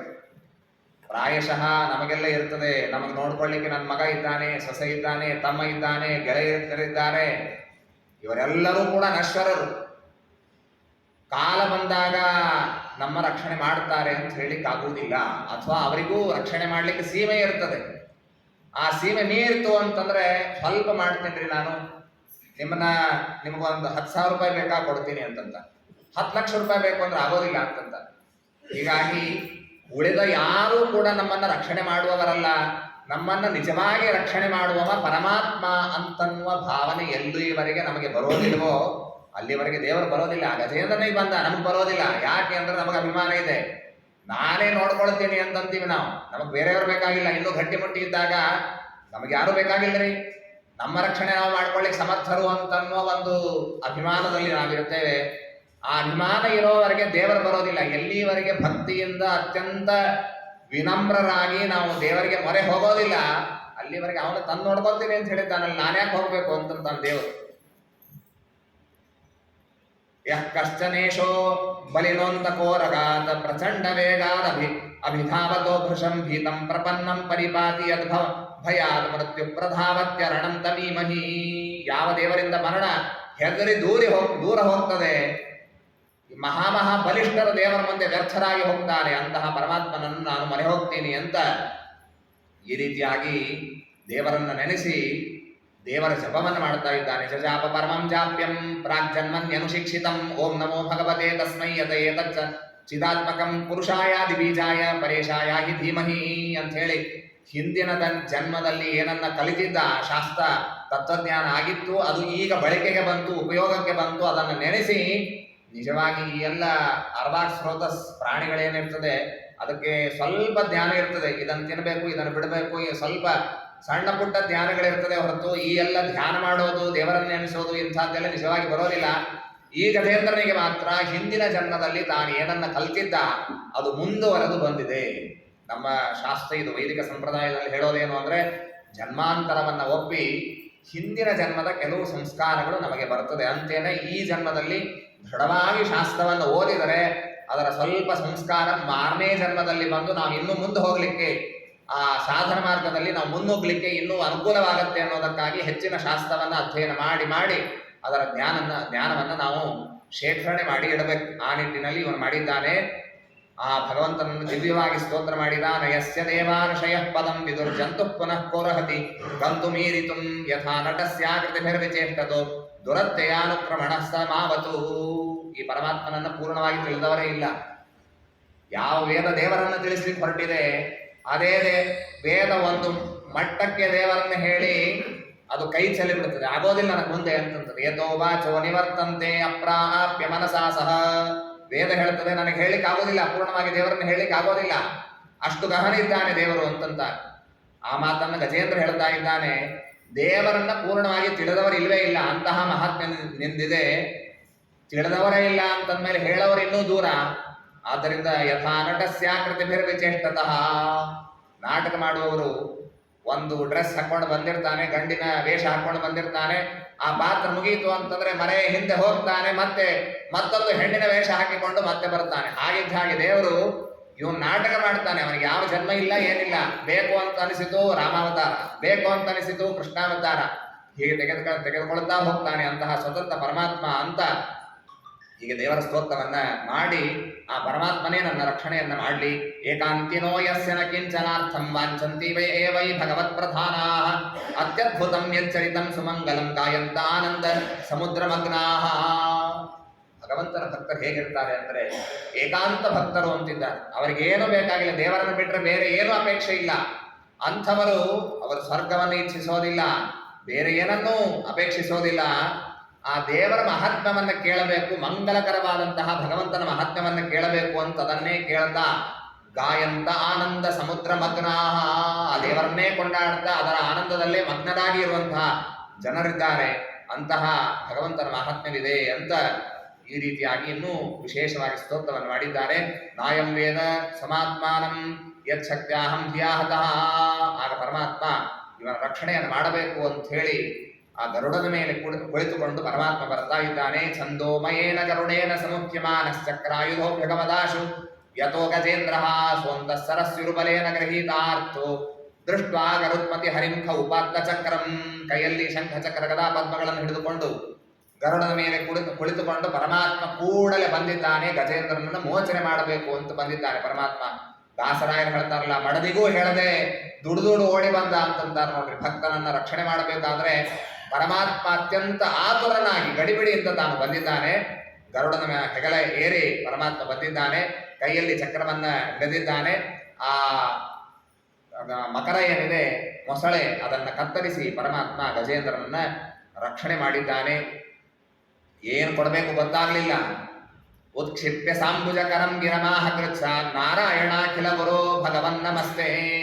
ಆಗ ಗಜೇಂದ್ರ ಹೇಳ್ತಾನೆ, ನನ್ನ ಹತ್ರ ಕೊಳ್ಳಿಕ್ಕೆ ಏನೂ ಇಲ್ಲ, ಸ್ವಾಮಿ ನಿನಗೆ ನಮಸ್ಕಾರವನ್ನು ಮಾತ್ರ ಹೇಳ್ತೇನೆ, ಇದನ್ನು ಬಿಟ್ರೆ ನಾರಾಯಣಾಖಿಲ ಗುರು ಭಗವನ್ ನಮಸ್ತೆ, ನಿನಗೆ ನಮಸ್ಕಾರ ಹೇಳೋದು ಬಿಟ್ರೆ ನನ್ನ ಹತ್ರ ಏನಿಲ್ಲ ಅಂತ ಈ ರೀತಿಯಾಗಿ ಪರಮಾತ್ಮನಿಗೆ ಮೊರೆ ಹೋಗಿದ್ದಾನೆ. ಹೀಗೆ ಗಜೇಂದ್ರನ ಮೋಚನೆಯನ್ನು ಪರಮಾತ್ಮ ತಾನು ಮಾಡಿದ್ದಾನೆ ಅನ್ನೋದನ್ನು ತಿಳಿಯಬೇಕು. ಇದರ ಪೂರ್ವವೃತ್ತಾಂತವನ್ನು ಹೇಳ್ತಾ, ಈ ಮೊಸಳೆ ಹಾಗೂ ಆನೆ ಇವರು ಯಾರು ಬೇರೆ ಅಲ್ಲ, ಇಬ್ಬರು ಗಂಧರ್ವರು. ಒಬ್ಬ ಗಂಧರ್ವನ ಹೆಸರು ಹಾಹಾ ಅಂತ, ಇನ್ನೊಬ್ಬ ಹೂಹು ಅಂತ. ಇಬ್ಬರು ಗಂಧರ್ವರು ಇವರೊಮ್ಮೆ ಚೇಷ್ಟೆ ಮಾಡ್ಲಿಕ್ಕೆ ಹೋದ್ರು. ದೇವಲ ಋಷಿಗಳು ತಮ್ಮ ಆಶ್ರಮದಿಂದ ನದಿಗೆ ಸ್ನಾನಕ್ಕೆ ಅಂತ ಹೊರಟಿದ್ರು. ಸ್ವಲ್ಪ ಏನಾದ್ರೂ ಮಜಾ ಮಾಡೋಣ ಅಂತ ಹೇಳಿ ಇವರಿಬ್ರು ಏನ್ ಮಾಡಿದ್ರು ಅಂದ್ರೆ, ಒಬ್ಬ ಆನೆಯ ವೇಷವನ್ನು ತೆಗೆದುಕೊಳ್ತಾನೆ, ಇನ್ನೊಬ್ಬ ಮೊಸಳೆಯ ವೇಷವನ್ನು. ಇವರು ಸ್ನಾನಕ್ಕೆ ಹೊರಟ್ರೆ ಆನೆ ಜೋರಾಗಿ ಬೆನ್ನು ಹತ್ತಿ ಬಿಡುತ್ತದೆ. ಓಡ್ತಾ ಓಡ್ತಾ ಹೋಗ್ತಾರೆ ಪಾಪದ ದೇವಲ ಋಷಿಗಳು. ಓಡಿ ಹೋಗಿ ನದಿ ಒಳಗೆ ಹೋಗಬೇಕು ಅನ್ನೋದ್ರಲ್ಲಿ ಅಲ್ಲಿ ಮೊಸಳೆ ಬರ್ತದೆ. ನದಿ ಒಳಗೆ ಹೋಗೋ ಹಾಗಿಲ್ಲ, ಹೊರಗೆ ಬರೋ ಹಾಗಿಲ್ಲ. ಅಷ್ಟರಲ್ಲಿ ಆನೆ ಹತ್ತಿರಕ್ಕೆ ಬಂದು ದೇವಲ ಋಷಿಗಳನ್ನ ಸೊಂಡಿಲಲ್ಲಿ ಎತ್ತಿ ತನ್ನ ಹಲ್ಲುಗಳ ಮೇಲೆ ಕೂಡಿಸಿ ಸ್ವಲ್ಪ ಹೀಗೆ ಜೋಕಾಲಿ ಮಾಡಿದಾಗ ಮಾಡಿ ಕೆಳಗೆ ಬಿಟ್ಟಿರ್ತದ. ಅದು ಹೆದರ್ ಬಿಟ್ಟಿರ್ತಾರೆ ಇವರು ಸ್ವಲ್ಪ ಹೊತ್ತು. ಆಮೇಲೆ ಜ್ಞಾನ ದೃಷ್ಟಿಯಿಂದ ನೋಡಿದ್ರು, ಗೊತ್ತಾಯ್ತು ಅವರಿಗೆ ಇವರಿಬ್ರು ಗಂಧರ್ವರಿದ್ದಾರೆ, ನನ್ನನ್ನೇ ಆಡಿಸ್ಲಿಕ್ಕೆ ಬಂದಿದ್ದಾರೆ ಅಂತ ತಿಳಿದು ಅವರು ಶಾಪ ಕೊಡ್ತಾರೆ. ಹಾಗಾದ್ರೆ ನಿಮಗೆ ಇದೇ ಜನ್ಮ ಬರಲಿ ಅಂತ ಶಾಪ ಕೊಟ್ಟಿದ್ರು. ಪ್ರಾಪ್ತೋ ಭಗವತೋ ರೂಪಂ ಪೀತವಾಸಾಶ್ಚ ಚತುರ್ಭುಜ. ಆ ಶಾಪದಿಂದಾಗಿ ಗಜೇಂದ್ರ ಆಗಿದ್ದ, ಇವನು ಮೊಸಳೆ ಆಗಿದ್ದ. ಪರಮಾತ್ಮನ ಚಕ್ರದ ಸ್ಪರ್ಶದಿಂದ ಇಬ್ಬರು ದಿವ್ಯ ರೂಪವನ್ನ, ಗಂಧರ್ವ ರೂಪವನ್ನ ತೆಗೆದುಕೊಂಡಿದ್ದಾರೆ. ಈ ಗಜೇಂದ್ರನಿಗೆ ಇನ್ನೊಂದು ಶಾಪವೂ ಆಗಿತ್ತು. ಅವನು ಪಾಂಡ್ಯ ದೇಶದ ರಾಜನಾಗಿದ್ದ, ಮತ್ತೊಂದು ಜನ್ಮದಲ್ಲಿ ಪಾಂಡ್ಯ ದೇಶದ ರಾಜನಾಗಿದ್ದ. ಇಂದ್ರದ್ಯುಮ್ನ ಅಂತ ಅವನ ಹೆಸರಿತ್ತು. ಒಮ್ಮೆ ದೇವರ ಪೂಜೆ ಮಾಡ್ತಾ ಕುಳಿತಾಗ ಅಗಸ್ತ್ಯ ಋಷಿಗಳು ಅವ್ರ ಮನೆಗೆ ಬಂದ್ರು. ನಾನು ದೇವರ ಪೂಜೆ ಮಾಡ್ತಾ ಇದ್ದೀನಿ, ನಾನೇ ಯಾಕೆ ಹೇಳ್ಬೇಕು ಅಂತ ಇವನು ಹೇಳಲಿಲ್ಲ. ಅಲ್ಲೇ ಸುಮ್ಮನೆ ಕುಳಿತ, ಅವರಿಗೆ ನಮಸ್ಕಾರ ಮಾಡಲಿಲ್ಲ. ಆಗ ಅವರು ಶಾಪವನ್ನು ಕೊಡ್ತಾರೆ ಅಗಸ್ತ್ಯ ಋಷಿಗಳು. ಮದೋನ್ಮತ್ತನಾಗಿದ್ದಿ ಅಥಾಗಜ ಸ್ತಬ್ಧ ಮತಿಸ್ಸ ದೋಷ, ಆನೆಯಂತೆ ಸ್ತಬ್ಧನಾಗಿದ್ದೀಯಲ್ಲೋ ಅಂತ ಹೇಳಿ ಶಾಪ ಕೊಟ್ಟರು. ಈ ಎರಡು ಶಾಪದ ನಿಮಿತ್ತದಿಂದ ಇಲ್ಲಿ ಗಜೇಂದ್ರನಾಗಿ ಅವನು ಹುಟ್ಟಿದ್ದಾನೆ, ಮೊಸಳೆಯಾಗಿ ದೇವಲ ಋಷಿಗಳ ಶಾಪದಿಂದ ಹುಟ್ಟಿದ್ದಾನೆ. ಈ ರೀತಿಯಾಗಿ ಶಾಪ ಆಗಿತ್ತು. ಆದರೆ ದೇವಲ ಋಷಿಗಳು ಒಂದು ಅನುಗ್ರಹವನ್ನು ಮಾಡಿದ್ರು. ಇವರಿಗೆ ಯಾವಾಗ ಸೊಂಡಿಲಲ್ಲಿ ಎತ್ತಿ ಸ್ವಲ್ಪ ಆಟ ಆಡಿಸಿದ್ದ ನೋಡಿ, ತೊಟ್ಟಲಿನಲ್ಲಿ ಮಾಡಿದಂತೆ ಮಾಡಿದ್ದ. ಆಗ ದೇವಲ ಋಷಿಗಳಿಗೆ ಸ್ವಲ್ಪ ಆನಂದ ಆಗಿತ್ತು. ಅದಕ್ಕೆ ಅವ್ರು ಹೇಳಿದ್ರಂತೆ, ಹಿಂದಿನ ಜನ್ಮದ ಸ್ಮರಣೆ ನಿನಗಿರಲಿ ಅಂತೂ ಅನುಗ್ರಹ ಮಾಡಿದ್ರಂತೆ. ಹೀಗಾಗಿ ಅವನು ಜಪ ಮಾಡಲಿಕ್ಕೆ ಅನುಕೂಲ ಆಯಿತು. ದೇವರು ಅವರ ಉದ್ಧಾರವನ್ನು ಮಾಡಿದ್ದಾನೆ ಅಂತ ಹೇಳ್ತಾರೆ. ಹೀಗೆ ಹರಿಯರ್ಚನಾನುಭಾವೇನ ಯದ್ಗಜತ್ವೇಪ್ಯನುಸ್ಮೃತಿ, ದೇವರ ಪೂಜೆಯನ್ನು ಮಾಡ್ತಾ ಇದ್ದ ಅನ್ನೋದಕ್ಕಾಗಿ ಆನೆ ಆದಾಗಲೂ ಅವನಿಗೆ ಸ್ಮರಣೆ ಇತ್ತು. ಇಬ್ಬರ ಗಂಧರ್ವರನ್ನ ಪರಮಾತ್ಮ ಮೋಚನೆ ಮಾಡಿದ್ದಾನೆ ಅಂತ ತಿಳಿಸ್ತಾರೆ. ಈ ಗಜೇಂದ್ರ ಮೋಚನವನ್ನ ಪ್ರತಿ ದಿವಸ ಬೆಳಗ್ಗೆ ಎದ್ದು ಕೂಡಲೇ ಇದನ್ನು ಸ್ಮರಣೆ ಮಾಡುವ, ಇದನ್ನು ಪಾರಾಯಣ ಮಾಡುವಂತಹ ಸಂಪ್ರದಾಯಸ್ಥರ ಮನೆಯಲ್ಲಿ ಇರ್ತದೆ. ಅವಶ್ಯವಾಗಿ ಈ ಗಜೇಂದ್ರ ಮೋಚನವನ್ನ ನಾವು ನೆನೆಸಿದ. ಹಾಗಾದರೆ ಆ ಗಜೇಂದ್ರನನ್ನ ಯಾವ ರೀತಿಯಾಗಿ ನೀನು ಮೋಚನೆ ಮಾಡಿದೆ, ಹಾಗೆ ಈ ಸಂಸಾರದಿಂದ ನಮ್ಮನ್ನೂ ಕೂಡ ನೀನು ಉದ್ಧಾರ ಮಾಡಬೇಕು ಎಂಬುದಾಗಿ ಪರಮಾತ್ಮನ ಸ್ತೋತ್ರವನ್ನು ನಾವು ಮಾಡಬೇಕು. ಇದರಿಂದ ದುಸ್ವಪ್ನ ನಾಶಾದಿಗಳಾಗ್ತದೆ ಅಂತ ತಿಳಿಸಿಕೊಟ್ಟಿದ್ದಾರೆ. ಸ್ಮೃತ್ವ ವಿಷ್ಣು ಸಮುತ್ಥಾಯ ಅಂತನ್ನುವ ಶ್ರೀಮದಾಚಾರ್ಯರ ಸದಾಚಾರ ಸ್ಮೃತಿ ಅಂತ ಒಂದು ಗ್ರಂಥ ಇದೆ. ಅಲ್ಲಿ ಇಡೀ ದಿವಸ ಹೇಗೆ ನಮ್ಮ ದಿನಚರಿ ಹೇಗಿರಬೇಕು ಅಂತ ಶ್ರೀಮದಾಚಾರ್ಯ ತಿಳಿಸಿದ್ದಾರೆ. ಆ 1ನೇ ಶ್ಲೋಕದಲ್ಲಿ ಹೇಳುವಾಗ ಶ್ರೀಮದಾಚಾರ್ಯ ಅಂತಾರೆ, ದೇವರನ್ನು ನೆನೆಸ್ತಾ ಹೇಳ್ರಿ ಅಂತ ಹೇಳಿದ್ದಾರೆ. ಆ ಸ್ಮೃತ್ವ ವಿಷ್ಣು ಸಮುತ್ಥಾಯ ಅಂತನ್ನೋ ವಾಕ್ಯಕ್ಕೆ ವ್ಯಾಖ್ಯಾನಕಾರರು ಬಹಳಷ್ಟು ಅರ್ಥಗಳನ್ನು ಮಾಡಿದ್ದಾರೆ. ಅದರಲ್ಲಿ ಒಂದು ಅರ್ಥ ಏನು ಅಂದ್ರೆ, ಹೇಳುವಾಗ ದೇವರನ್ನು ಸ್ಮರಣೆ ಮಾಡೋದು. ಒಂದು ಅರ್ಥ ಏನು ಅಂದ್ರೆ, ಪರಮಾತ್ಮ ಗಜೇಂದ್ರ ಮೋಚನೆ ಮಾಡಿದ ಅಂತ ಸ್ಮರಣೆ ಮಾಡ್ತಾ ಹೇಳ್ರಿ ಅಂತ ಇದು ಅರ್ಥವನ್ನ ಅಲ್ಲಿ ಒಳಗೆ ಸೇರಿಸಿದ್ದಾರೆ. ಆದ್ದರಿಂದ ಅಂಥದ್ದಿದು. ಏಮಾಂ ತ್ವಾಂಚ ಸರಸ್ಸೇದಂ ಗಿರಿಕಂದರ ಕಾನನಂ ವೇತ್ರ ಕೀಚಕ ವೇಣೂನಾಂ ಗುಲ್ಮಾಂಚ ಗುಲ್ಮಾನಿ ಸುರಪಾದಪಾಂ. ಪರಮಾತ್ಮನೇ ಹೇಳಿದ, ಈ ಸರೋವರ, ಈ ಮಕರ ನನ್ನನ್ನ ಅಂದ್ರೆ ಗಜೇಂದ್ರನನ್ನ ಹಾಗೂ ದೇವರನ್ನ ಯಾರು ಸ್ಮರಣೆ ಮಾಡ್ತಾರೋ ಅವರಿಗೆಲ್ಲ ಮಂಗಲ ಆಗಲಿ ಅಂತ ಈ ರೀತಿಯಾಗಿ ಪರಮಾತ್ಮ ಅನುಗ್ರಹವನ್ನ ಮಾಡಿದ್ದಾನೆ. ಈ ಘಟನೆ ನಡೆದದ್ದು ತಾಪಸ ಮನ್ವಂತರದಲ್ಲಿ ನಡೆದಿದೆ. 5ನೇ ಮನ್ವಂತರ ರೈವತ ಮನ್ವಂತರ ಅಂತ ಹೇಳಿ. ಇಲ್ಲಿ ವಿಭು ಅಂತನ್ನುವ ವ್ಯಕ್ತಿ ಅವನು ಇಂದ್ರ ಪದವಿಯನ್ನು ಅಲಂಕರಿಸ್ತಾನೆ. ವಿಕುಂಠ ಮತ್ತು ಶುಭ್ರ ಅಂತ ದಂಪತಿಗಳು, ಅವರಲ್ಲಿ ವೈಕುಂಠ ಎಂಬ ಹೆಸರಿನಿಂದ ಪರಮಾತ್ಮ ತಾನು ಅವತಾರ ಮಾಡಿದ್ದಾನೆ. 6ನೇದು ಚಾಕ್ಷುಷ ಮನ್ವಂತರ. ಅದರಲ್ಲಿ ಈ ಅಜಿತನಾಮಕರಾದಂತಹ ಪರಮಾತ್ಮ, ಆಮೇಲೆ ಇಂದ್ರೋ ಮಂದ್ರದ್ರುಮ ಅಂತನ್ನುವಂತಹ ದೇವತೆ ಇಂದ್ರ ಪದವಿಯನ್ನು ಅಲಂಕರಿಸಿದ್ದಾನೆ. ಇದೇ 6ನೇ ಮನ್ವಂತರದಲ್ಲಿ ಸಮುದ್ರ ಮಥನವಾದದ್ದು, ಅಮೃತಕ್ಕಾಗಿ ಮಥನ ಆದದ್ದು ಇದೇ ಮನ್ವಂತರದಲ್ಲಿ ಎಂಬುದಾಗಿ ತಿಳಿಸ್ತಾರೆ. ಒಮ್ಮೆ ದೇವಾಸುರ ಸಂಗ್ರಾಮ ಅಂತಂದ್ರೆ ಅದು ನಿರಂತರವಾಗಿ ನಡೆಯುವ ಕಾರ್ಯಕ್ರಮ ರೀ ಅದು. ಯಾವಾಗೋ ಒಂದ್ಸರಿ ಯುದ್ಧ ಆಯ್ತು ಮುಗಿದು ಹೋಯ್ತು ಹೀಗಿಲ್ಲೇ ಇಲ್ಲ. ಆ ದಾನವರು ಸೋತರು ಕೂಡ ಮತ್ತೊಂದು ಸ್ವಲ್ಪ ದಿವಸ ಆದ್ಮೇಲೆ ಮತ್ತೆ ಸೈನ್ಯವನ್ನ ಸಂಗ್ರಹ ಮಾಡಿ ಮತ್ತೆ ಯುದ್ಧ ಮಾಡೋರು. ಹೀಗೊಂದು ಯುದ್ಧದಲ್ಲಿ ಇಂದ್ರನ ಗೆಲುವಾಗಿತ್ತು. ಇಂದ್ರನಿಗೆ ಗೆಲುವಾಗಿದೆ ಅಂತ ಒಂದು ಫೆಲಿಸಿಟೇಷನ್ ಇಟ್ಟುಕೊಂಡಿದ್ದ ದೇವತೆಗಳೆಲ್ಲ ಒಂದು ದೊಡ್ಡ ಮೆರವಣಿಗೆ ಇಟ್ಟುಕೊಂಡಿತ್ತು. ಐರಾವತ ಗಜದ ಮೇಲೆ ಏರಿ ಅವನು ಬರ್ತಾ ಇದ್ದಾನೆ. ಈಗಿನ ಕಾಲದ ಮಿನಿಸ್ಟರ್ಸ್ ಇರ್ತಾರೆ ನೋಡ್ರಿ, ಹಾಗಿದ್ದ ಹಾಗೆ ಬರ್ತಾ ಇದ್ದಾನೆ ಇಂದ್ರ ಐರಾವತದ ಮೇಲೆ ಕುಳಿತುಕೊಂಡು. ಎಲ್ಲ ಪ್ರಜೆಗಳು ಅಂದ್ರೆ ಆ ಸ್ವರ್ಗದಲ್ಲಿರುವ ಬೇರೆ ದೇವತೆಗಳೆಲ್ಲ ಇಂದ್ರನಿಗೆ ಜಯ ಆಯಿತು ಅನ್ನೋದಕ್ಕಾಗಿ ಸಂತೋಷದಿಂದ ಏನೋ ತಮ್ಮ ಗೌರವವನ್ನ ಪ್ರೇಮವನ್ನ ತೋರಿಸ್ತಾ ಇದ್ದಾರೆ. ಅನೇಕ ಹಾರಗಳನ್ನು ಹಾಕಿದ್ದಾರೆ. ಇಂದ್ರ ಕೊಟ್ಟ ಹಾರಗಳನ್ನೆಲ್ಲ ಕುತ್ತಿಗೆ ಹಾಕೊಂಡಿದ್ದ. ಪ್ರಾಯಶಃ ಬಹಳ ಹಾರ ಆಗಿತ್ತೋ ಏನೋ, ತಲೆ ತನಕ ಬಂದಿತ್ತೋ ಏನೋ. ಆಗ ಮತ್ತೊಂದು ಹಾರ ಬಂತು. ಯದಾ ದುರ್ವಾಸ ಶಾಪೇನ ಸೇಂದ್ರಾಲೋಕ ಸ್ತ್ರಯೋನಪ. ದುರ್ವಾಸ ಋಷಿಗಳು, ಅವರ ರುದ್ರದೇವರ ಅವತಾರ ಅವರು. ನಿಮ್ಗೆ ಗೊತ್ತಿದೆ, ದುರ್ವಾಸರು ಅಂತಂದ್ರೆ ಸಿಟ್ಟು ಬೇರೆ ಅಲ್ಲ, ದುರ್ವಾಸರ ಬೇರೆ ಅಲ್ಲ, ಹೆಸರಷ್ಟೇ ಬೇರೆ, ಕೆಲಸ ಒಂದೇ ಆಗೋದು. ದುರ್ವಾಸರಿಗೆ ಮೇಲಿಂದ ಮೇಲೆ ಸಿಟ್ಟು ಬರ್ತಿರ್ತದೆ. ಆದ್ರೂ ಏನೋ ಪಾಪ ಅಂತ ಹೇಳಿ ಇಂದ್ರನಿಗೆ ಒಂದು ಮಾಲೆ ಕೊಡಬೇಕು ಅಂತ ಕೊಟ್ರು. ಯಾವುದೋ ವ್ಯಕ್ತಿಯಲ್ಲಿ ಕೊಟ್ಟರು. ಅವನು ಒಯ್ದು ಇಂದ್ರನಿಗೆ ಕೊಟ್ಟ. ಮೇಲಿದ್ದ ಇಂದ್ರ ಅದನ್ನು ತೆಗೆದುಕೊಂಡ. ಕೊರಳಲ್ಲಿ ಬಹಳ ಆಗಿದೆ ಅಂತ ಹೇಳಿ ಆನೆ ಮೇಲೆ ಹಾಕಿಬಿಟ್ಟ. ಆನೆ ಮೊದಲೇ ಆನೆ ಅದು ಸೊಂಡಿಲಿನಿಂದ ತಗೊಂಡು ಆ ದುರ್ವಾಸರ ಎದುರಿಗೇನೆ ಕಾಲಿನಲ್ಲಿ ಹಾಕಿ ತುಳಿದು ಬಿಟ್ಟು ದುರ್ವಾಸರಿಗೆ ಸಿಟ್ಟು ಬಂತು. ಶಾಪ ಕೊಟ್ಟರು. ಬಹಳ ನಿನಗೆ ಸೊಕ್ಕ ಬಂದಿದೆ, ರಾಜ್ಯ ಹೋಗ್ಲಿ ಅಂತ ಶಾಪ ಕೊಟ್ಟರು. ಶಾಪ ತಿಳಿಯಿತು. ಅಸುರರಿಗೆ ದಾಳಿ ಮಾಡಿದರು. ದೇವತೆಗಳು ಸೋತೆ ಬಿಟ್ಟರು. ಮನೆ ಬಿಟ್ಟು ಹೊರಗೆ ಹೋಗಿಬಿಟ್ಟಿದ್ದಾರೆ. ಎಲ್ಲರೂ ತಮ್ಮ ರಾಜ್ಯ ಬಿಟ್ಟು ಹೊರಗೆ ಹೋಗಿ ಬಿಡ್ತಾರೆ. 10ನೇ ಅಧ್ಯಾಯದಲ್ಲಿ ತಾತ್ಪರ್ಯದಲ್ಲಿ ಶ್ರೀಮದಾಚಾರ್ಯರು ಒಂದೊಂದು ಶಬ್ದದಲ್ಲಿ ಒಂದೊಂದು ಕಥೆ ಹೇಳ್ತಾರೆ. ಅಷ್ಟು ಅದ್ಭುತವಾಗಿ ಸಂಕ್ಷೇಪ ವಿಷಯ ಎಲ್ಲ ಬಂದಿರಬೇಕು. ದುರ್ವಾಸ ಶಾಪತ ಆಶುಹಿ ಶ್ರಿಯಾ ಶಕ್ರೇ ವಿಹೀನೆ ದಿತಿಜೈ ಪರಾಜಿತೆ ಪುರಾ ವಯಂ ತ್ವಾಂ ಶರಣಂ ಗತಾಸ್ಮಃ. ಇಂದ್ರನ ಮೆರವಣಿಗೆ ನಡೆದಿತ್ತು. ದುರ್ವಾಸರ ಶಾಪ ಆಯಿತು. ರಾಜ್ಯ ಕಳೆದುಕೊಂಡು ಬಿಟ್ವಿ ನಾವೆಲ್ಲ ದೇವತೆಗಳು.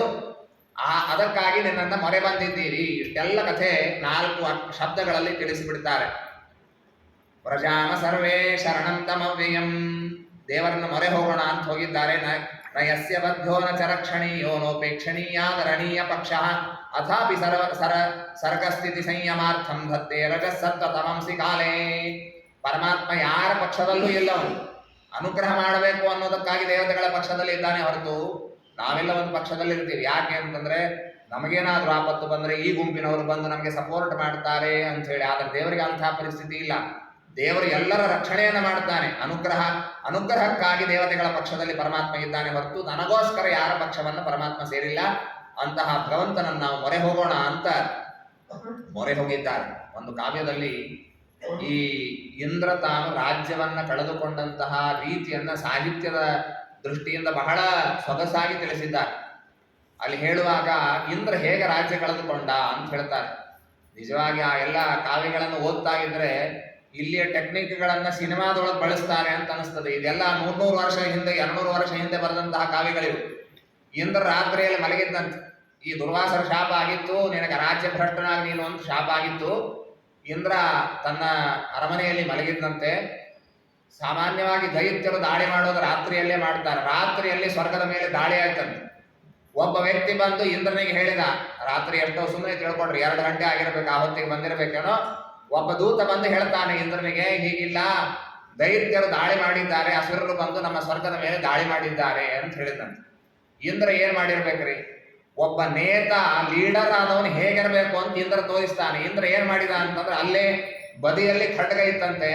ಅದನ್ನ ತೆಗೆದುಕೊಂಡು ಯಾವ ದಿಕ್ಕಿಗೆ ಬಂದಿದ್ದಾರೆ ಅಂತ ಕೇಳಿದಂತೆ. ಇಲ್ಲ, ಹೀಗೆ ದಕ್ಷಿಣ ದಿಕ್ಕಿನಿಂದ ಬಂದಿದ್ದಾರೆ ಅಂತಂದ ಕೂಡಲೇ ದಕ್ಷಿಣ ದಿಕ್ಕಿಗೆ ಓಡ್ಲಿಕ್ಕೆ ಪ್ರಾರಂಭ ಮಾಡ್ತಾನೆ ಇಂದ್ರ. ಯಾರಿಗೂ ಏನೂ ಆರ್ಡರ್ಸ್ ಕೊಡೋದಿಲ್ಲ ಇಂದ್ರ. ಓಡ್ಲಿಕ್ಕೆ ಪ್ರಾರಂಭ ಮಾಡ್ತಾನೆ ದಕ್ಷಿಣ ದಿಕ್ಕಿಗೆ. 1ನೇ 4 ರಸ್ತೆ ಸೇರೋ ಹೊತ್ತಿಗೆ ಅವನಿಗೆ ರಥ ಬರ್ತದೆ. ಎಲ್ಲೂ ಹೇಳಿಲ್ಲ, ಎಷ್ಟು ಕೋಆರ್ಡಿನೇಷನ್ ಇದೆ ನೋಡಿ. ರಥ ಬರ್ತದೆ, ರಥದ ಮೇಲೆ ಏರಿ ಇನ್ನೂ ಸ್ವಲ್ಪ ಮುಂದೆ ಹೋಗ್ತಾನೆ. ಮತ್ತೊಂದು ಸ್ವಲ್ಪ ಮುಂದೆ ಹೋಗುವಷ್ಟರಲ್ಲಿ ಸೈನಿಕರು ಬರ್ತಾರೆ. ಇನ್ನೊಂದು ಸ್ವಲ್ಪ ಮುಂದೆ ಹೋಗುವಷ್ಟರಲ್ಲಿ ಆನೆಗಳು, ಬೇರೆ ಬೇರೆ ರಥಗಳು ಎಲ್ಲ ಬರ್ತದೆ. ಇನ್ನೊಂದು ರಸ್ತೆಗೆ ಹೋಗುವಷ್ಟರಲ್ಲಿ ಇಂದ್ರನ ಕವಚ ತೊಡಿಸುವವರು ಬಂದು ಕವಚ ತೊಡಿಸ್ತಾರೆ. ಯಾವಾಗ ಅಸುರರ ಸೈನ್ಯ ಎದುರಿಗೆ ಇಂದ್ರ ಬಂದಿರ್ತಾನೆ, ಅವನ ಹಿಂದೆ ಪೂರ್ಣ ಸಜ್ಜಾದ ಸೈನ್ಯ ಇರ್ತದೆ. ಇವನು ಕವಚ ಹಾಕಿಕೊಂಡು ಯುದ್ಧಕ್ಕೆ ಹೋಗುವಾಗ ಹೇಗಿರಬೇಕೋ ಹಾಗೆ ಇಂದ್ರ ಇರ್ತಾನೆ. ಇಷ್ಟೇ ಅವನಿಗೆ ಶಾಪ ಆಗಿರ್ತದೆ ಅನ್ನೋದಕ್ಕಾಗಿ ಮುಂದೆ ಸೋತ್ ಹೋಗ್ತಾನೆ ಅನ್ನೋದು ಬೇರೆ. ಆದರೆ ದೇವತೆಗಳು ಯುದ್ಧಕ್ಕೆ ಹೇಗೆ ಹೋದರು ಅಂತನ್ನೋದನ್ನು ಬಹಳ ಸೊಗಸಾಗಿ ತಿಳಿಸಿದ್ದಾನೆ. ಅಂತೂ ರಾಜ್ಯವನ್ನು ಕಳೆದುಕೊಂಡಿದ್ದಾರೆ. ಬ್ರಹ್ಮದೇವರನ್ನು ಮುಂದೆ ಮಾಡಿಕೊಂಡು ಆ ದೇವರ ಸ್ತೋತ್ರವನ್ನೆಲ್ಲ ಮಾಡಿದ್ದಾರೆ. ಪ್ರಸೀದತಾಂ ಬ್ರಹ್ಮ ಮಹಾವಿಭೂತಿ ಅಂತ ಕೊನೆಗೊಳ್ಳುವ ಅನೇಕ ಶ್ಲೋಕಗಳಿಂದ ಪರಮಾತ್ಮನ ಸ್ತೋತ್ರವನ್ನು ಬ್ರಹ್ಮದೇವರು ಮಾಡುತ್ತಾರೆ. ಆಗ ಪರಮಾತ್ಮ ತಾನು ಆವಿರ್ಭೂತನಾಗಿ ಅವರಿಗೆಲ್ಲ ಉಪದೇಶ ಮಾಡಿದ್ದಾನೆ. ಪರಮಾತ್ಮ ಹೇಳ್ತಾನೆ, ನೀವು ಸಂಧಾನವನ್ನು ಮಾಡಿಕೊಳ್ಳ್ರಿ. ಪ್ರತಿಯೊಂದು ಸರಿ ಯುದ್ಧ ಆಡಿಯೇ ಗೆಲ್ಲಬೇಕು ಅಂತ ಇಟ್ಕೊಳ್ಬೇಡ್ರಿ. ಅರಯೋಪಿ ಸಂಧೇಯಾ ಸತಿ ಕಾರ್ಯಾರ್ಥ ಗೌರವೇ ಅಹಿಮೂಷಕವದ್ದೇವಾ ಹ್ಯರ್ಥಸ್ಯ ಪದವೀಂ ಗತೈಹಿ. ಪ್ರಯೋಜನ ಆಗಬೇಕು ಅಂತಂದ್ರೆ ಕೆಲವೊಂದು ಪ್ರಸಂಗದಲ್ಲಿ ನಮ್ಮ ಶತ್ರುಗಳ ಜೊತೆಗೂ ಕೈಗೂಡಿಸಬೇಕಾಗತ್ತೆ. ಒಂದು ಕಥೆಯನ್ನು ಹೇಳಿದ ದೇವರು, ಅಹಿಮೂಷಕವದ್ದೇವಾ. ಒಬ್ಬ ವ್ಯಕ್ತಿ ಒಂದು ಇಲಿ ಮತ್ತು ಒಂದು ಹಾವು ಒಂದೇ ಬಲಿಯಲ್ಲಿ ಹಾಕಿಟ್ಟಿದ್ದಂತೆ. ಹಾವು ವಿಚಾರ ಮಾಡಿತು, ಇಲಿ ಅಂತೂ ಇದೆ, ನಾನು ತಿಂದು ಬಿಡಬಹುದು ಆರಾಮಾಗಿ, ಆದ್ರೆ ತಿಂದ್ರೆ ಈ ಬಲಿಯಿಂದ ಹೊರಗೆ ಹೋಗ್ಲಿಕ್ಕೆ ಆಗೋದಿಲ್ಲ. ಅದಕ್ಕಾಗಿ ಆ ಹಾವು ಹೇಳಿದಂತೆ, ಸರ್ಪ ಹೇಳಿದಂತೆ, ಒಂದು ಕೆಲಸ ಮಾಡೋಣ, ನಾವಿಬ್ರು ಒಪ್ಪಂದ ಮಾಡಿಕೊಳ್ಳೋಣ. ಏನು ಅಂತಂದ್ರೆ, ನೀ ಈ ಬಲಿಯನ್ನು ಕತ್ತರಿಸಬೇಕು. ಕತ್ತರಿಸಿ ನಿನ್ನಷ್ಟಕ್ಕೆ ನೀನು ಹೋಗು, ನನ್ನಷ್ಟಕ್ಕೆ ನಾನು ಹೋಗ್ತೀನಿ. ನಿನ್ನನ್ನು ನಾನು ಕೊಲ್ಲೋದಿಲ್ಲ. ನೀನು ಕೊಂದ್ರೆ ನೀನು ಸತ್ತು ಹೋಗ್ತೀನಿ. ಆದ್ರೆ ಸ್ವಲ್ಪ ದಿವಸ ಆದ್ಮೇಲೆ ನಾನು ಸತ್ತು ಹೋಗ್ತೀನಿ. ಯಾಕೆಂದ್ರೆ ಇವನು ಹಿಡಿದು ಬಿಟ್ಟಿದ್ದಾನೆ, ಏನು ಬಿಡ್ತಾನೋ ಇಲ್ಲೋ ಗೊತ್ತಿಲ್ಲ. ಹೀಗಾಗಿ ಇಬ್ರು ಉಳಿಲಿಕ್ಕೆ ಈ ಒಂದು ಉಪಾಯ ಇದೆ ಅಂತ ಹೇಳ್ತಾನೆ. ಇಲ್ಲಿಗೆ ಬಹಳ ಒಳ್ಳೆಯದನ್ನಿಸ್ತು. ಆಯಿತು ಅಂತ ಹೇಳಿ ಅದೆಲ್ಲ ಬಿಲವನ್ನು ಕತ್ತರಿಸ್ತಾ ಹೋಯ್ತು.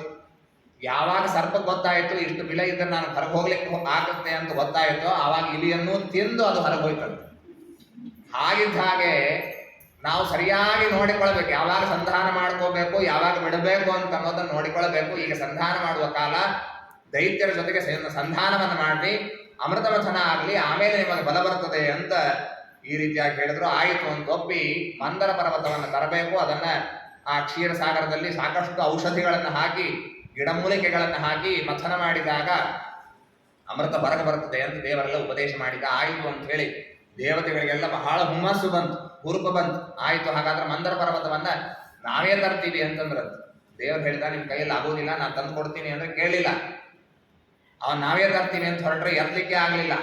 ಪರಯ್ಯರ ಚಾಲ್ಯಂ, ರುದ್ರದೇವರ ವರ ಇತ್ತು, ಯಾರು ಎತ್ತಲಿಕ್ಕೆ ಆಗೋದಿಲ್ಲ ಮಂದರ ಪರ್ವತವನ್ನ. ಆಗ ದೇವರೇ ಎತ್ತಾನೆ. ದೇವರು ಎತ್ತಿದ್ರೆ ಎತ್ತಿದ ಮೇಲೆ ನಾವು ಹಿಡಿತೀವಿ ಅಂತಂದ್ರ ಆಯ್ತು, ಹಾಗಾದ್ರೆ ತಗೊಳ್ರಿ ಅಂತ ಕೊಟ್ರೆ, ಅದು ಬಂಗಾರದ ಪರ್ವತ, ಅದು ಬಹಳ ಗಟ್ಟಿಯಾಗಿರುವಂತಹದ್ದು, ವಜ್ರ ಇದ್ದದ್ದು, ಭಾರ ಇದ್ದದ್ದು. ಅದನ್ನು ಎತ್ತಿದ್ರೆ ಪರ್ವತ ಬಿದ್ದು ಬಿಡ್ತು. ಎಲ್ಲ ದೇವತೆಗಳ ಕೈಕಾಲ ಮುರ್ಕೊಂಡ್ರು, ಕೆಲವು ಸತ್ತೇ ಹೋದ್ರು.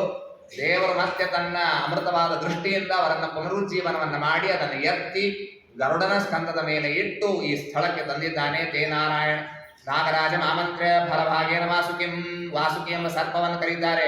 ನಿನಗೂ ಅಮೃತ ಕೊಡ್ತೀವಿ, ನಿನಗೂ ಇದರಲ್ಲಿ ಪಾರ್ಟ್ ಇದೆ, ನಿನಗೂ ಶೇರ್ ಇದೆ ಅಂತ ಹೇಳಿ ಅವನನ್ನು ಕರೆದಿದ್ದಾರಂತೆ. ಅವನನ್ನೇ ಹಗ್ಗವನ್ನಾಗಿ ಮಾಡಿ ಈ ಮಂದರ ಪರ್ವತವನ್ನ ಕಡಗೋಲಿನ ಸ್ಥಾನದಲ್ಲಿ, ಮಂಥಾನದ ಸ್ಥಾನದಲ್ಲಿ ಇಟ್ಟು ಆಮೇಲೆ ಅಸುರನ್ನು ಕರೆದಿದ್ದಾರೆ. ನೀವು ಬರ್ರಿ ಅಂತ ಹೇಳಿ ಆ ಅಮೃತ ಮಥನಕ್ಕೆ ತೊಡಗಿದ್ದಾರೆ. ಅಮೃತ ಮಥನ ಪ್ರಾರಂಭ ಆಯಿತು. ನಗ್ರಹೀಮೋ ವಯಂ ಪುಚ್ಛಂ ಅಹೇರಂಗಂ ಅಮಂಗಲಂ. ಮುಖದ ಕಡೆಗೆ ದೇವತೆಗಳಿದ್ರು, ಬಾಲದ ಕಡೆಗೆ ಅಸುರರಿದ್ರು. ಯಾರೋ ಈ ಅಮೃತ ಮಥನ ಪ್ರಾರಂಭ ಆಯ್ತು. ಆದ ಕೂಡಲೇ ಅಸುರರಂದ್ರು, ನಮಗೂ ಮೈಲಿಗೆ ಗೊತ್ತಾಗ್ತದೆ, ಸರ್ಪದ ಬಾಲ ಮುಟ್ಟಿದ್ರೆ ಮೈಲಿಗೆ ಅಂತ ನಮ್ಗೆ ಗೊತ್ತಿದೆ, ನಾವು ಈ ಕಡೆ ನಿಲ್ಲೋದಿಲ್ಲ ಅಂತ ತಕರಾರು ಮಾಡಿದ್ರು. ದೇವರು ಹೇಳಿದ, ಏನು ತಕರಾರು ಮಾಡಬೇಡ್ರಿ, ಅಮೃತ ಬರೋ ತನಕ ಅವ್ರು ಹೇಗೆ ಹೇಳ್ತಾರೋ ಹಾಗೆ ಕೇಳಬೇಕು ಅಂತ ಹೇಳಿದ್ದ. ಆಯ್ತು ಅಂತ ಹೇಳಿ ದೇವತೆಗಳು ಬಾಲದ ಭಾಗಕ್ಕೆ ಬರ್ತಾರೆ, ಇವರು ಮುಖದ ಭಾಗಕ್ಕೆ ಬರ್ತಾರೆ. ಆ ಹಿಡಿದು ಜಗ್ತಾ ಇದ್ರೆ ವಾಸುಕಿಯ ಮುಖದಿಂದ ವಿಷ ಬರ್ತಾ ಇದೆ. ಮತ್ತೆ ಅಸುರರು ಒದರ್ತಾರೆ, ಯಾರು ಹೇಳಿದ್ದು ಅಲ್ಲಿ ಬಾಲ ಚೆನ್ನಾಗಿತ್ತು, ಇಲ್ಲಿ ಬಂದ್ರೆ ಇಲ್ಲಿಷ್ಟು ವಿಷ ಎಲ್ಲ ಬರ್ತಾ ಇದೆ ಅಂತ ಹೇಳಿ ಅಂತೂ ಮಥನವನ್ನು ಮಾಡ್ತಾ ಇದ್ದಾರೆ. ಆಗ ಆ ಅಮೃತ ಮಥನ ಮಾಡ್ತಾ ಇರುವಾಗ ಮಂದರ ಪರ್ವತ ಮುಳುಗಲಿಕ್ಕೆ ಪ್ರಾರಂಭ ಆಯಿತು. ಮುಳುಗಲಿಕ್ಕೆ ಪ್ರಾರಂಭ ಆದರೆ ದೇವರು ತಾನು ಕೂರ್ಮ ರೂಪವನ್ನು ತೆಗೆದುಕೊಂಡು ಕೆಳಗೆ ಬಂದು ಅದರ ಕೆಳಗೆ ತಾನು ನಿಲ್ತಾನೆ. ಮೇನೆಂಗ ಕಂಡು ನಮ ಪ್ರಮೇಯ. ಆ ಏನು ಮಂದರ ಪರ್ವತ ಅವನ ಬೆನ್ನಿನ ಮೇಲೆ ತಿರುಗ್ತಾ ಇದೆ, ಅದು ಅವನಿಗೆ ಸುಖದಾಯಕವಾಯಿತು. ಸುಮ್ಮನೆ ತುರಿಸ್ತಾ ಇರ್ತಾರೆ ನೋಡ್ರಿ, ಆ ರೀತಿಯಾಗಿ ಅವನಿಗೆ ಆಗ್ತಾ ಇದೆ. ಉಪರ್ಯದಶ್ಚಾತ್ಮನಿ ನೇತ್ರ ಗೋತ್ರಯೋ ಪರೇಣತೆ ಪ್ರಾವಿಶತಾ ಸಮೇಧಿತಾ ಮಮಂತುರಬ್ಧಿಂತರ ಸಾಮದೋತ್ಕಟ ಮಹಾತ್ರಿಣಾಕ್ಷೋಭಿತ ನಕ್ರ ಚಕ್ರಂ. ಸ್ವಲ್ಪತ್ತಾದ ಕೂಡಲೇ ದೇವತೆಗಳಿಗೆಲ್ಲ ಸಾಕಾಗೋಯ್ತು, ಅಸುರರಿಗೆ ಸಾಕಾಯ್ತು, ಏನು ಬರಲಿಲ್ಲ ಅಂತಾದಾಗ ದೇವರೇ ಎಲ್ಲ ದೇವತೆಗಳಲ್ಲಿ ಎಲ್ಲ ಅಸುರರೊಳಗೆ ತಾನೇ ಪ್ರವೇಶ ಮಾಡಿ ಅದನ್ನ ಕಡಿತಾನೆ. ಪರ್ವತ ಮೇಲೆ ಹಾರ್ಲಿಕ್ಕೆ ಪ್ರಾರಂಭ ಆದರೆ 1000 ಕೈಗಳಿರುವಂತಹ ಒಂದು ರೂಪವನ್ನು ತೆಗೆದುಕೊಂಡು ಬಂದು ಮಂದರ ಪರ್ವತ ಮೇಲೆ ಹಾರದೇ ಇದ್ದಂತೆ ಮಾಡ್ತಾನೆ. ಮಂದರ ಪರ್ವತ ಪ್ರೆಷರಿಗೆ ಪುಡಿ ಆಗ್ಲಿಕ್ಕೆ ಬಂದ್ರೆ ಒಳಗಿದ್ದು ತಾನೇ ಅದಕ್ಕೆ ಒಂದು ದಾರ್ಢ್ಯವನ್ನು ಕೊಡ್ತಾನೆ, ಗಟ್ಟಿ ಆಗುವಂತೆ ಮಾಡ್ತಾನೆ. ಹೀಗೆಲ್ಲ ಅಂದ್ರೆ ಅಮೃತ ಮಥನ ದೃಶ್ಯ ನಮ್ಮ ಮುಂದೆ ಕಣ್ಮುಂದೆ ಬಂದ್ರೆ ಅಲ್ಲಿ ಯಾರ್ಯಾರು ಕಾಣಿಸ್ತಾರೋ ಎಲ್ಲರ ಒಳಗೆ ದೇವರಿದ್ದೇ ತಾನೇ ಮಾಡಿಸಿದ್ದಾನೆ. ಎಲ್ಲರಿಗೂ ಯಾರಿಗೂ ಆಗ್ಲಿಲ್ಲ, ದೇವರೇ ಆ ಅಮೃತ ಮಥನವನ್ನ ಮಾಡಿಸಿದ. ಆಗ ಮೊದಲಿಗೆ ಬಂದದ್ದು ಹಾಲಾಹಲ ವಿಷ ಬರ್ತದೆ.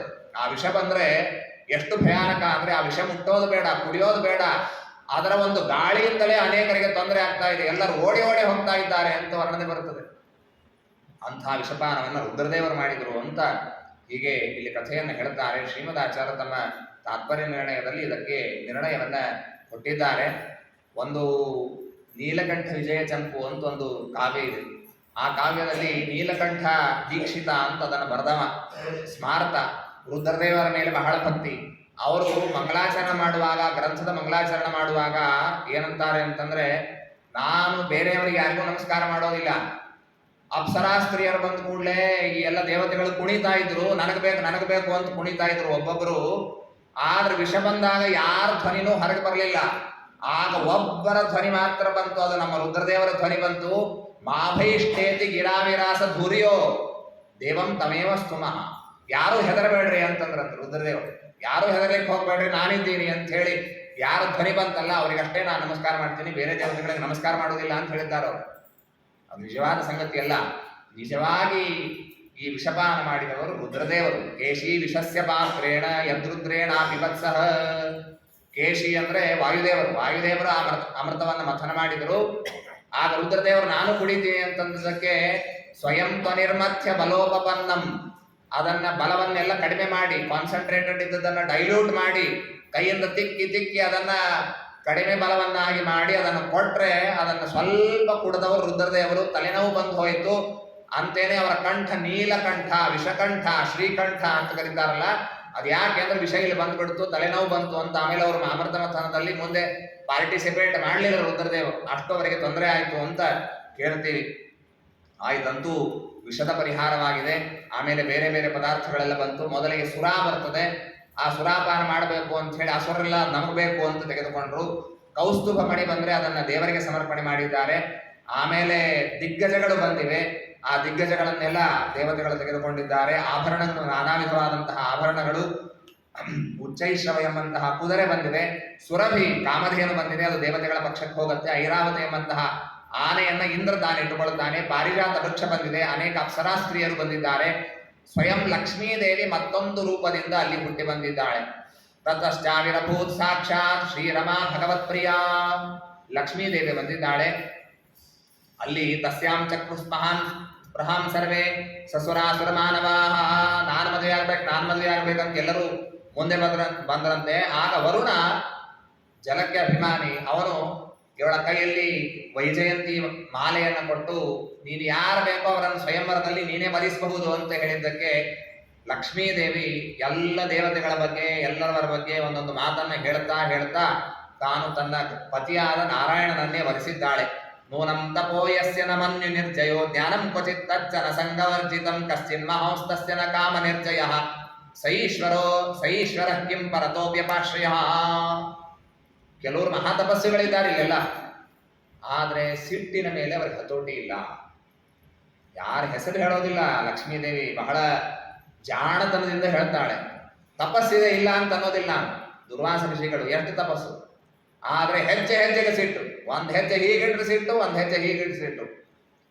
ಹೀಗಾಗಿ ಅವರನ್ನ ನಾನು ಮದುವೆ ಆಗೋದಿಲ್ಲ.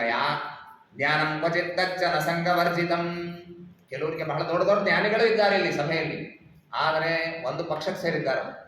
ಸಂಘವರ್ಜಿತರಲ್ಲ, ದೇವತಾ ಪಕ್ಷಕ್ಕೆ ಸೇರಿದ್ದಾರೆ. ಬೃಹಸ್ಪತ್ಯಾಚಾರ್ಯರು ಮಹಾಜ್ಞಾನಿಗಳು. ಆದರೆ ನ ಸಂಘವರ್ಜಿತಂ. ಹೀಗೆ ಒಬ್ಬೊಬ್ಬರ ಬಗ್ಗೆ ಒಂದೊಂದು ಹೇಳ್ತಾರೆ. ಧರ್ಮ ಕ್ವಚಿತ್ತಸ್ಯ ನ ಭೂತ ಸೌಹೃದಂ.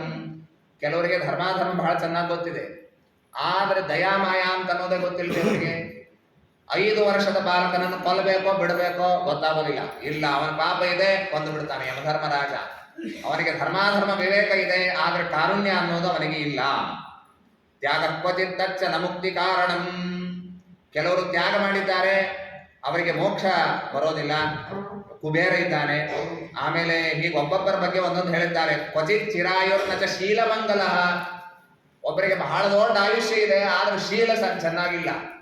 ಯಾರು ಬೇರೆ ಯಾರಲ್ಲ, ಅಶ್ವತ್ಥಾಮಾಚಾರ್ಯರು ಮೊನ್ನೆ ಕೇಳಿದ್ದೀರಿ ಕಥೆಯನ್ನ. ಮೊನ್ನೆ ದಿವಸ ಆ ದುರ್ಯೋಧನನ ಮಾತನ್ನ ಕೇಳಿ ಅವರ ಮಡದಿಯಲ್ಲಿ ನಾನು ಮಕ್ಕಳನ್ನು ಪಡೀತೀನಿ ಅಂತ ಒಪ್ಪಿದರು. ಏನು ಮಾಡಲಿಲ್ಲ ಅವರು ಅಂತ ಹೇಳಿ ಅವರನ್ನ ಲಕ್ಷ್ಮೀದೇವಿ ಏನಂತಾಳೆ ಅಂದ್ರೆ ಕ್ಯಾರೆಕ್ಟರ್ಲೆಸ್ ಅಂತ ಕರೆದಿದ್ದಾಳೆ.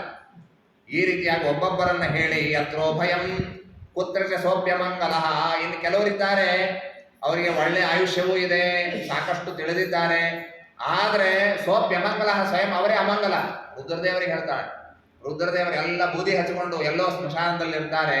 ಸುಮಂಗಲ ಕಶ್ಚನ ಕಾಂಕ್ಷತೆ ಹಿಮಾಂ, ಹೀಗಾಗಿ ಸುಮಂಗಲನಾದಂತಹ ಒಬ್ಬ ವ್ಯಕ್ತಿಯನ್ನು ನಾನು ಮದುವೆ ಆಗ್ತೀನಿ ಅಂತ ಹೇಳಿ ರಮಾ ಮುಕುಂದಂ ನಿರಪೇಕ್ಷ ವೀಪ್ಸಿತಂ ಅಂತಹ ನಾರಾಯಣನ ಕೊರಳಲ್ಲಿ ಹಾರವನ್ನು ಹಾಕಿ ಪರಮಾತ್ಮನನ್ನ ಮದುವೆ ಆಗಿದ್ದಾಳೆ. ಹೀಗೆ ಆಗಿದೆ. ಅದಾದ್ಮೇಲೆ ಯದಾ ಚೋಪೇಕ್ಷಿತ ಲಕ್ಷ್ಮ್ಯಾ ಬಭೂರ್ ದೈತ್ಯದಾನವಾಹ, ದೈತ್ಯರಿಗೆಲ್ಲ ಬಹಳ ಕಷ್ಟ ಆಯಿತು. ಲಕ್ಷ್ಮೀದೇವಿ ನಮ್ಮನ್ನು ಬಿಟ್ಟು ಅಲ್ಲಿ ಮದುವೆ ಆಗಿದ್ದಾಳೆ ಅಂತ ಅಂತೂ ಮುಂದೆ ಅಮೃತ ಮಥನವನ್ನು ಮಾಡಿದ್ರು. ಆಗ ಸಾಕ್ಷಾತ್ ಧನ್ವಂತರಿ ನಾಮಕನಾದಂತಹ ಪರಮಾತ್ಮ ಒಂದು ಕೈಯಲ್ಲಿ ಕಮಂಡಲು, ಮತ್ತೊಂದು ಕೈಯಲ್ಲಿ ಅಮೃತ ಕಲಶವನ್ನ, ಎಡಗೈಯಲ್ಲಿ ದೊಡ್ಡ ಕಲಶ, ಅದರಲ್ಲಿ ಅಮೃತ ಇದ್ದದ್ದು, ಬಲಗೈಯಲ್ಲಿ ಬಡಿಸೋದಕ್ಕಾಗಿ ಕಮಂಡಲು, ಇದೆಲ್ಲ ಹಾಕಿಕೊಂಡು ಎಲ್ಲರಿಗೆ ಹಾಕೋದು. ಆ ರೀತಿಯಾಗಿ ತೆಗೆದುಕೊಂಡು ಬಂದ. ಆದ್ರೆ ಲಿಪ್ಸಂತ ಸರ್ವ ವಸ್ತೂನಿ ಕಲಶಂ ತರಸಾಹರನ್, ಕೂಡಲೇ ಹೋಗಿ ಅಸುರರು ಹೋಗಿ ಅದನ್ನು ಎಳ್ಕೊಂಡು ತಾವು ಬಂದಿದ್ದಾರೆ.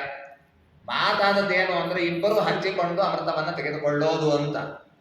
ಆದ್ರೆ ದೈತ್ಯರು ಏನ್ ಮಾಡಿದ್ರು ಅಂದ್ರೆ ಕೆಲಸ ಆದ್ಮೇಲೆ ನಮ್ಮದೇ ಅಂತ ಹೇಳಿ ಎಲ್ಲರೂ ತೆಗೆದುಕೊಂಡು ಓಡ್ ಹೋಗಿದ್ದಾರೆ.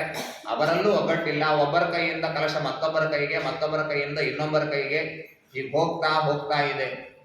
ಏನ್ರಿ ಸ್ವಯಂ ದೇವರೇ ಬಂದಿದ್ದ. ಕೈ ಗಟ್ಟಿಯಾಗಿ ಹಿಡಿಲಿಕ್ಕೆ ಆಗೋದಿಲ್ಲ ನಮಗೆ. ಎಡಗೈ ಇತ್ತು ಪ್ರಾಯಶಃ ಸರಿಯಾಗಿ ಹಿಡಿಲಿಕ್ಕೆ ಆಗ್ಲಿಲ್ಲೋ ಏನೋ ಅಂತ ತಿಳಿಬೇಡ್ರಿ. ಶ್ರೀಮದಾಚಾರ್ಯ ತಾತ್ಪರ್ಯದಲ್ಲಿ ಹೇಳುವಾಗ ಅವ್ರು ಹೇಳ್ತಾರೆ, ಬೇಕು ಅಂತ ಬಿಟ್ಟದ್ದು. ಮೊದಲಿಗೆ ನಿಯಮವನ್ನು ಮುರಿದವರು ಯಾರು ಅಂದ್ರೆ ದೈತ್ಯರು ಅಂತ ಬಟ್ ಮಾಡಿ ತೋರಿಸ್ಲಿಕ್ಕೆ ಬರಬೇಕು ಅಂತ ಹೇಳಿಯೇ ದೇವರು ಬೇಕು ಅಂತ ಬಿಟ್ಟ, ತಗೊಂಡು ಹೋಗ್ರಿ ಅಂತ ಬಿಟ್ಟ. ಮತ್ತೊಂದು ರೂಪದಿಂದ ಬಂದು ಅದನ್ನೇ ಕಸ್ಕೊಂಡು ಬಂದಿದ್ದಾನೆ. ಮೋಹಿನಿ ರೂಪವನ್ನ ಪರಮಾತ್ಮ ತೆಗೆದುಕೊಂಡಿದ್ದಾನೆ. ಯೋಷಿತ್ ರೂಪಂ ಅನಿರ್ದೇಶ್ಯಂ ದಧಾರ ಪರಮಾದ್ಭುತಂ, ಅದ್ಭುತವಾದಂತಹ ರೂಪ, ಎಂಥೆಂಥವರಿಗೂ ಮೋಹ ಹುಟ್ಟುವಂತಹ ರೂಪ. ಮನೋವಿಜ್ಞಾನ ಹೇಳ್ತದೆ, ಮನುಷ್ಯ ರೂಪವನ್ನು ನೋಡಿ ಮಾರು ಹೋಗ್ತಾನೆ.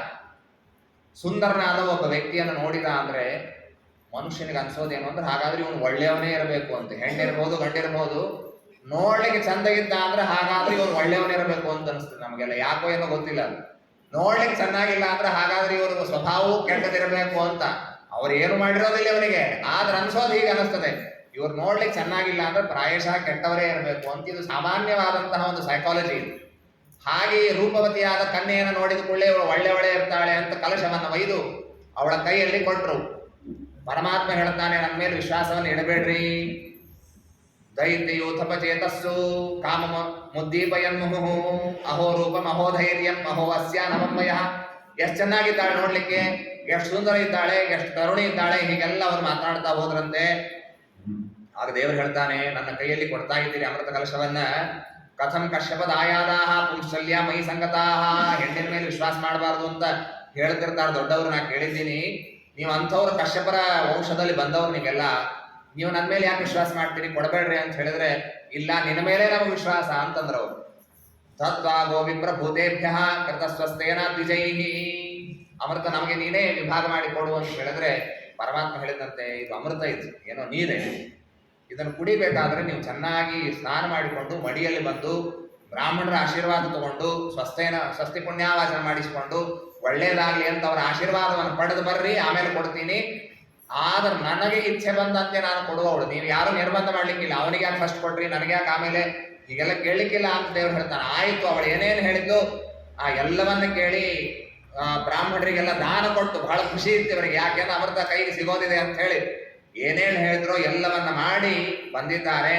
ಆಗ ಪರಮಾತ್ಮ ದೇವತೆಗಳ ಸಾಲು ಬೇರೆ, ದೈತ್ಯರ ಸಾಲು ಬೇರೆ ಮಾಡಿ ದೇವತೆಗಳಿಗೆಲ್ಲ ಅಮೃತಪಾನವನ್ನು ಮಾಡಿಸಿದ್ದಾನೆ. ಕೊನೆಗೆ ರಾಹು ಕೇತು ಆಗುವ ದೇವತೆಗಳು, ಆ ದೈತ್ಯರು ಕುಳಿತಿದ್ರು, ಅವರ ಕೈಯಲ್ಲಿ ಹನಿ ಬಿತ್ತು ಅವರಿನ್ನೇನು ಬಾಯಲ್ಲಿ ಹಾಕಬೇಕು, ಸೂರ್ಯಚಂದ್ರ ಹೇಳಿದ್ರು ಅವರು ದೇವತೆಗಳ ಗುಂಪಿಗೆ ಸೇರಿದವರಲ್ಲ ಅಂದ ಕೂಡಲೇ ದೇವರ ತತ್ಕ್ಷಣದಲ್ಲಿ ಶಂಖಚಕ್ರ ಗದಾಪಾಣಿಯಾಗಿ ಪ್ರಕಟನಾಗಿ ಶಿರಚ್ಛೇದವನ್ನ ಮಾಡುತ್ತಾನೆ. ಶಿರಸ್ತು ತಸ್ಯ ಗ್ರಹತಾಮವಾಪ ಸುರೈ ಸಮಾವಿಷ್ಟ ಮಥೋ ಸಬಾಹು. ಅವರೇನೆ ರಾಹು ಕೇತುವಾಗಿ ಹೋಗ್ತಾರೆ ಅಂತ ಕೇಳ್ತೇವೆ. ಆ ರಾಹು ನೋಡ್ರಿ ಯಾರವರು? ದೈತ್ಯ. ಹಾಗಾದ್ರೆ ನಿಮ್ಗೆ ರಾಹು ಕಾಟ, ಕೇತು ಬಹಳ ತೊಂದರೆ ಇದೆ ನಿಮಗೆ, ಅದಕ್ಕೆ ಹೋಮ ಮಾಡಬೇಕು, ಜಪ ಮಾಡಬೇಕು ಅಂದ್ರೆ ನಾವು ದೈತ್ಯನ ಆರಾಧನೆ ಮಾಡ್ತೇವೋ ಯಾರ ಆರಾಧನೆ ಮಾಡ್ತೇವೆ? ನಾವು ಇದನ್ನ ನಾವು ತಿಳ್ಕೊಂಡು ಮಾಡ್ಬೇಕು. ರಾಹು ಕೇತು ಇವುಗಳ ಪೂಜೆಯನ್ನು ಮಾಡ್ತಾ ಇರುವಾಗ ಶ್ರೀಮದಾಚಾರ್ಯ ಹೇಳ್ತಾರೆ, ಆ ತಲೆ ಏನಿದೆ ನೋಡ್ರಿ, ಅದು ಶಿರಸ್ತು ತಸ್ಯ ಗ್ರಹತಾಮವಾಪ, ವ್ಯಕ್ತಿಯನ್ನೇನು ಕೊಂದ ದೇವರು, ಆ ತಲೆ ಹೋಗಿ ಗ್ರಹ ಆಯಿತು. ಆದ್ರೆ 100 ಜನ ದೇವತೆಗಳು ಅದರಲ್ಲಿ ಸನ್ನಿಧಾನವನ್ನು ವಹಿಸಿದ್ದಾರೆ. ಹೀಗಾಗಿ ರಾಹುವಿನ ಪೂಜೆ ಮಾಡುವುದು ಅಂದ್ರೆ ಒಳಗಿರುವ ದೇವತೆಗಳ ಪೂಜೆ ಅಂತ ಅರ್ಥ.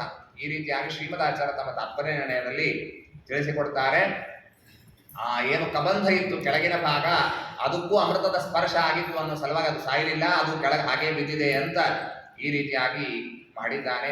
ಪರಮಾತ್ಮ ಯಾರಿಗೆ ಯಾವುದು ಯೋಗ್ಯವೋ ಅವರಿಗೆ ಮಾತ್ರ ಅದನ್ನು ಸಿಗುವಂತೆ ಮಾಡ್ತಾನೆ. ದೈತ್ಯರಿಗೆ ಅಮೃತಪಾನ ಮಾಡುವ ಯೋಗ್ಯತೆ ಇಲ್ಲ, ಹೀಗಾಗಿ ಅಮೃತವನ್ನು ಕೊಳ್ಳಿಲ್ಲ. ದೇವತೆಗಳಿಗೆ ಯೋಗ್ಯತೆ ಇತ್ತು ಅನ್ನೋದಕ್ಕಾಗಿ ಪರಮಾತ್ಮ ಅದನ್ನು ತಾನು ಕೊಟ್ಟಿದ್ದಾನೆ ಎಂಬುದಾಗಿ ತಿಳಿಸಿಕೊಡ್ತಾರೆ. ಆಮೇಲೆ ದೊಡ್ಡ ಯುದ್ಧವೇ ಪ್ರಾರಂಭ ಆಯಿತು.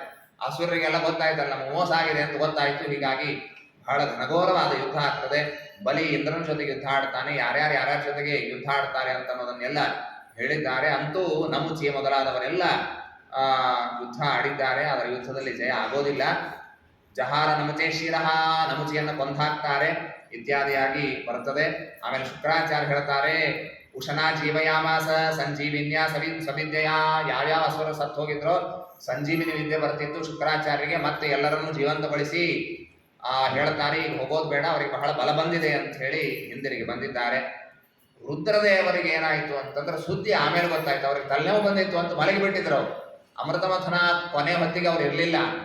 ಆಗ ಎಲ್ಲ ದೇವತೆಗಳು ಬಂದು ಹೇಳಿದ್ರು, ನೋಡ್ಬೇಕಾಗಿತ್ತ ಪರಮಾತ್ಮನ ರೂಪ, ಹೆಣ್ಣು ರೂಪ ತಗೊಂಡು ಬಂದಿದ್ದ ಮೋಹಿನಿ ರೂಪ, ನೀವಿರಲೇ ಇಲ್ಲ, ದೊಡ್ಡ ಚಾನ್ಸ್ ಕಳ್ಕೊಂಡ್ರಿ ಅಂತ ಹೇಳಿದ್ರು. ಆಗ ಅವರಿಗೆ ಬಹಳ ಚಡಪಡಿಕೆ ಆಯ್ತು, ನಾನು ನೋಡ್ಲೇಬೇಕು, ನಾನು ಏನಿದ್ರು ದೇವರ ಮೊಮ್ಮಗ, ನಾನು ನನ್ನ ಮಾತನ್ನ ನಮ್ಮ ಅಜ್ಜ ಕೇಳ್ತಾನೆ ದೇವರು ಅಂತ ಹೇಳಿ ಸುಮ್ಮನೆ ಒಬ್ಬರೇ ಹೋಗಿದ್ರೆ ಪಾರಾಗ್ತಿದ್ರೋ ಏನೋ.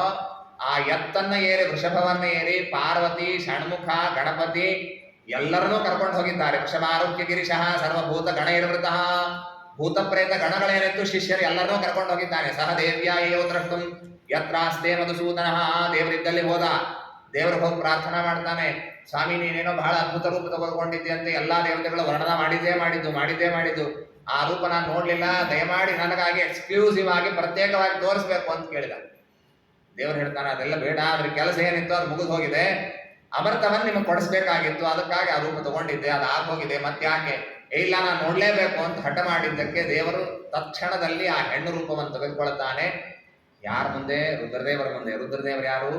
ಮನೋಭಿಮಾನಿ ದೇವತೆಗಳು. ಮನೋನಿಗ್ರಹ ಇತ್ತು ಅಂದ್ರೆ ಏನ್ ಬೇಕಾದ್ರೂ ಮಾಡಬಹುದು ಅಂತ ನಾವು ಹೇಳ್ತಿರ್ತೀವಿ. ಅಂಥದ್ದು ದೇವರ ರೂಪವನ್ನು ನೋಡಿದ ಕೂಡಲೇ ಪಕ್ಕಕ್ಕೆ ಪಾರ್ವತಿ ದೇವಿ ಇದ್ದಾಳೆ, ಬಿಟ್ಟು ಓಡಿ ಹೊರಟು ಬಿಟ್ಟರು ರುದ್ರದೇವರು ಪರಮಾತ್ಮನ ಹಿಂದೆ. ದೇವರು ತಾನು ಲಾಸ್ಯವನ್ನು ತೋರಿಸ್ತಾ ಅಲ್ಲಿ ಇಲ್ಲಿ ಅಡ್ಡಾಡ್ತಾ ಇದ್ದಾನೆ. ಅವರ ಹಿಂದೆನೆ ಅಪ್ಪಿಕೊಳ್ಳಬೇಕು, ಆಲಿಂಗನ ಮಾಡಿಕೊಳ್ಳಬೇಕು ಅಂತ ಓಡ್ತಾ ಇದ್ದಾರೆ. ಪರಮಾತ್ಮ ಬೇರೆ ಬೇರೆ ಕಡೆಗೆ ಹೋದ. ಅಂತೂ ಕೊನೆಗೆ ಯಾವಾಗ ಆಲಿಂಗನ ಮಾಡಿಕೊಳ್ಳಿಕ್ಕೆ ಹೋದ, ಪರಮಾತ್ಮ ಶಂಖಚಕ್ರ ಗದಾಪಾಣಿಯಾಗಿ ಕಂಡು ಬಿಡ್ತಾನೆ. ಆ ರುದ್ರದೇವರಿಗೆ ಈ ರೀತಿಯಾಗಿ ಅನುಗ್ರಹ ಆಗಿದೆ. ರುದ್ರದೇವರಿಗೆ ಒಂದರ್ಥದಲ್ಲಿ ಅಪಮಾನ ಆದಂತೆ ಆಯಿತು. ಹೆಂಡತಿಯ ಮುಂದೆನೆ ಬೇರೆ ಹೆಣ್ಣಿನ ಹಿಂದೆ ಹೋದ ಅಂತ ಹೋದ್ರು ಅಂತ ಹೇಳಿ ಪಾರ್ವತಿ ದೇವಿ ಆ ಚೇಷ್ಟೆಯನ್ನು ಮಾಡ್ತಾಳೆ. ಈ ರೀತಿಯಾಗಿ ಆಯಿತು ಅಂತ ಹೇಳ್ತಾರೆ. ಆಮೇಲೆ ಮುಂದೆ 7ನೇ ಮನ್ವಂತರ. ಆ ಮನ್ವಂತರದಲ್ಲಿ ನಾವೆಲ್ಲ ಇದ್ದದ್ದು ವೈವಸ್ವತ ಮನ್ವಂತರ. ವೈವಸ್ವತ ಮನು ಏನಿದ್ದಾನೆ, ವಿವಸ್ವಾನ್ ಅಂದ್ರೆ ಸೂರ್ಯ, ಅವನ ಮಗ ಶ್ರಾದ್ದದೇವ, ಅವನಿಗೆ 7 ಜನ ಮಕ್ಕಳಿದ್ದಾರೆ. ಅದರ ಬಗ್ಗೆ ಎಲ್ಲ 9ನೇ ಸ್ಕಂದ ವಿಶೇಷವಾಗಿ ಹೇಳುತ್ತದೆ. ಇಲ್ಲಿ ಕಶ್ಯಪ, ಅತ್ರಿ, ಭರದ್ವಾಜ, ವಿಶ್ವಾಮಿತ್ರ, ಗೌತಮ, ಜಮದಗ್ನಿ, ಭರದ್ವಾಜ ಇವರೆಲ್ಲ ಸಪ್ತಋಷಿಗಳಾಗಿದ್ದಾರೆ. ವಾಮನ ರೂಪಿಯಾದಂತಹ ಪರಮಾತ್ಮ ವಿಶೇಷವಾಗಿ ಅವತಾರ ಮಾಡಿದ್ದಾನೆ ಇದರಲ್ಲಿ ಅಂತ ತಿಳಿಸ್ತಾರೆ. ಅವನ ಕಥೆಯನ್ನು ಮುಂದೆ ಹೇಳೋರಿದ್ದಾರೆ.